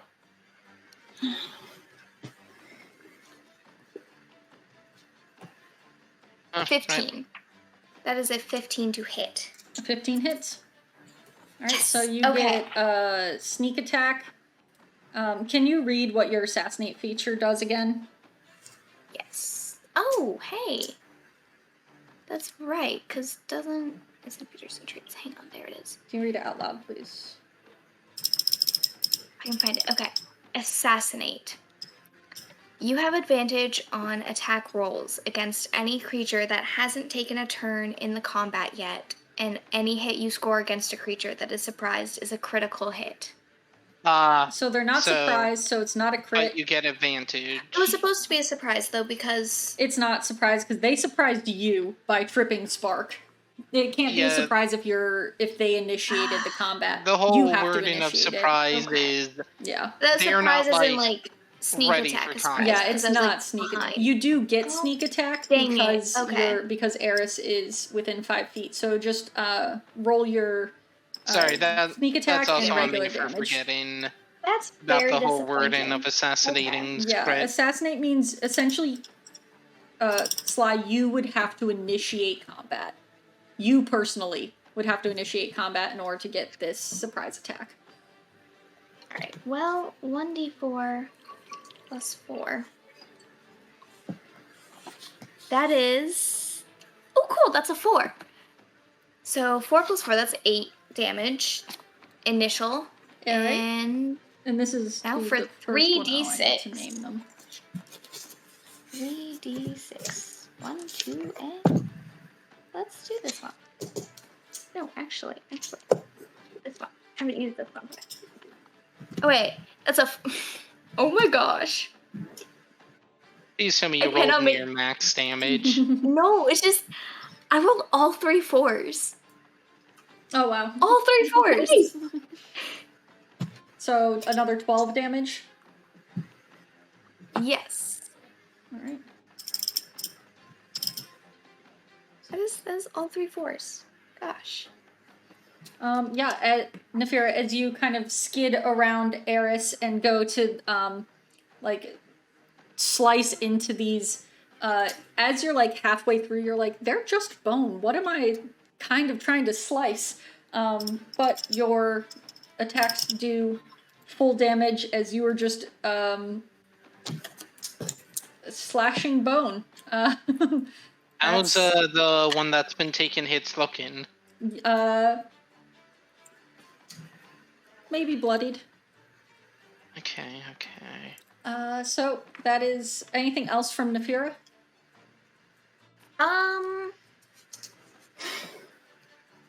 Yeah, I'm gonna use, since there isn't anything else to do anyway, really, I'm going to use my bonus action for steady aim, What does that which do? I give myself advantage on my next attack roll on the current turn. You can use this bonus action only if you haven't moved during this turn. Oh, You did I move moved? first. You've I moved. did move. Yeah. Okay, never mind. I can't do that. And I think with the wording of steady aim, it's like bonus action, maybe move. You have to do steady aim first, probably, in order. That's because you're literally steadying your aim to attack. It would be Okay. the first thing. That's You why I You kind can of feel like out disengage. of. Yeah, you can Yeah, disengage. Leave the Ah. area if you want to. Let's see. I will go ahead and hop back behind Aeris again. Okay. Are you Disengage. disengaging? Yes. All right. That's Nefira's turn. Eris, Lulu on deck. Okay. Yeah. Oh wow, Um, these things rolled low. Yep. Aeris is gonna. She's gonna make a nervous glance at Pip. And then she's gonna. What does she see? Does she see something? No, does he see? Does he? Oh, see I don't know. Is he paying attention? He's just looking in the. No, probably not. He's just looking in the direction. then no, he does not see. No. He's like, oh, Aeris is doing Aeris things, you know? He's trying to, you know how cats are like, if I don't look at you, you can't see me. Is that what Pip's doing? Yes. He's like, oh, Aeris- if I don't look at Aeris, she will not see me. Aeris is gonna go right here, and she's gonna make a pink flame blade attack against number 2 All right. at advantage. With bless. Alrighty. Just That in case is both rolls were pretty bad. Darn good. But that sounds like it's not needed. Without bless, it is a 25 to hit. I think that hits. I think so, If I too. could gather. Come on, see if you get the 29. See if So you get that's- the crit. 1d8. So that's 8 points of piercing damage. 2 points of fire damage to number 2. And then, let me just reread the wording. And then Yeah, I I get was to about to roll say, a does d8 it of fire damage to number 1. Okay. Oh yeah, that's how So it scales. that is 6 points of damage to number 1. And what was it? Only 2 damage to number 2, or was there more? Number Sorry, I 2 didn't was hear you. 2 fire damage, and then wait, let me do the math. And then 8 piercing damage, 8 so piercing, 10 okay, points 10 total. points of damage. Yeah, and then Oh, to you get to number add your 1, it was spellcast 6. and mod to the second one. Yes, that I Once you already hit did level that. 5. I already did that. It's 6 fire Nice. damage to Okay. number 1. So yeah, And Aeris sprints up. You see the blade light up with this pink flame as she carves into the Minotaur in front of her, and the fire leaps and kind of singes the back of the Minotaur that has been taking the brunt of the hits from everyone so far. Anything else, Aeris? Nope, that's it for me. All right. Lulu is up, and then it is me for all my friends that I currently am playing. Amorge, Yes. Artemis turn mad since Lulu whole self-preservation thing. No, and I can't even move Lulu right now. Why not? Don't know. Clicking on her. Controlled by all players. There we go. Ah, thank you. Wouldn't it be within character for her to fly in, poke with flanking, despite getting in range of all 3? That's the hesitation I have. If it was not all 3 at once. She might, only because that first one has been attacked quite a bit. Alright. So, let's see if the gold D6 is as hot this week. If the D20 is... I'm pretty sure that's not gonna hit. 11? Oh wait, advantage. 16. 16 hits. Alright, D6. Are you gonna be rolling as hot tonight? Yes, 6. All right, 6 points. God, I need to of start damage. using this gold D6 when I roll stats. All right, you see that Lulu dives in, goring this Minotaur. And she'd probably move without leaving its range of attack to basically open the space up for Anatoly. Cool. Anything Like, else just- from Lulu? I'm sorry, the mental image of her diving in and And then, cracking like, one of the ribs, and then Yeah. turning while still on the rib. Yeah, and leaving. All right, that is probably all Yeah. for Lulu. That is her turn. Now it is my turn.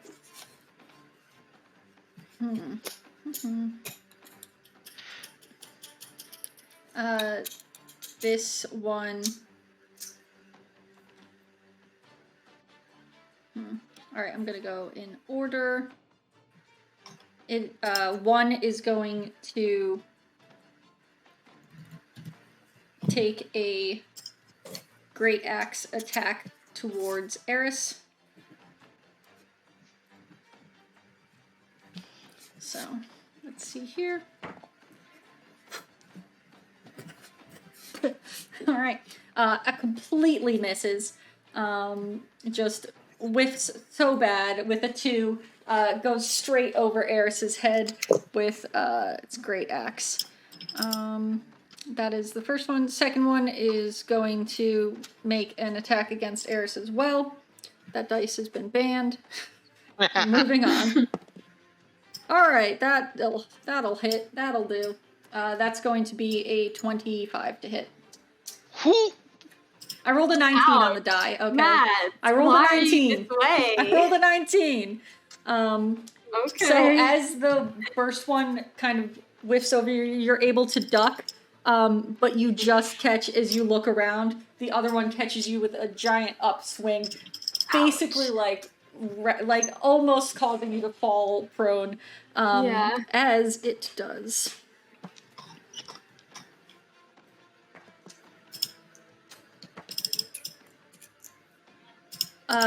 15 points of damage. Of slashing damage. Alright. Cool. Alright, cool. That's probably honestly how Aeris sounds from that hit.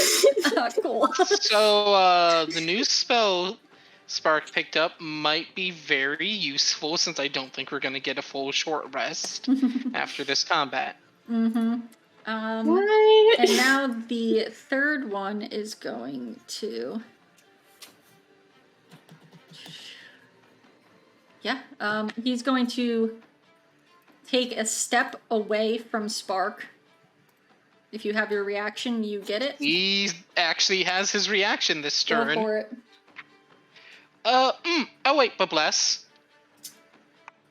I also say this like he doesn't add like plus. Oh my god, that was a 4 on the bless. This D4 is treating me well. Y'all are gonna get the best healing words of your life this night. 23 to hit. That hits. Go ahead and roll your attack. I know I said I should swap to the gold D6. It feels like a betrayal.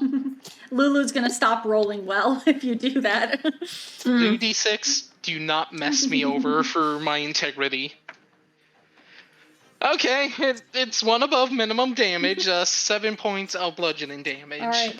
Alright, 7 points of bludgeoning. Magical bludgeoning. It's just the mace hit he's doing. You see that you severely crack a rib as it is vulnerable to bludgeoning. You deal extra Stark damage. just kind of pauses and puts the vial of holy water back that he was getting ready to throw. But as it basically backs up from you, and you realize, oh, it's Heart Bowl, and it charges you. It is going to make a gore attack, but it gets more for being more than 10 feet away if it hits. Let's see. I have to hit though. So that is going to be a 18 to hit. Miss. You see that it goes and it slams its kind of horns into you, and you feel the weight of it start to dent the shield, but you were able to stand strong. He thinks whichever rider he inherited the armor from. Yep. In his brain, it's like, thank you. Thank you for dying. All right, that is going to be that Minotaur's turn. Anatole is up. He is going to move down here. Oh, I guess he could move here. Who does he want to flank with? His daughter or the other holy man? You better flank with me. Yeah, I'm just saying. I'm just saying. I didn't realize there was an open space. I don't like that Lulu Lulu's... intentionally opened the space for him. I know, I forgot. I was busy. Sure, you were busy plotting how you get blessed to go down. Mm-hmm. All right, Anatole is going to make 3 attacks against this Minotaur. that one cannot hit with Bless. That one will hit without Bless, and that one will hit without Bless. They are bones. They don't have a super high DC. So that is going to be two swords. I need Anatole's fucking shit up as well. Wait. Spark has multi-attack. Oh, yes. I chose a good time to take a level in Paladin instead of Druid. Every level, you're gonna be like, I chose a good time to take Paladin. I chose a good time. You joke, like, part of me isn't thinking I'm just gonna pump Paladin until it's level 7 and then step back into Druid.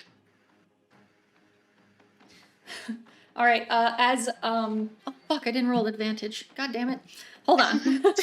Let's fish for crits. Alright. Yeah, so all 3 hit, so another one.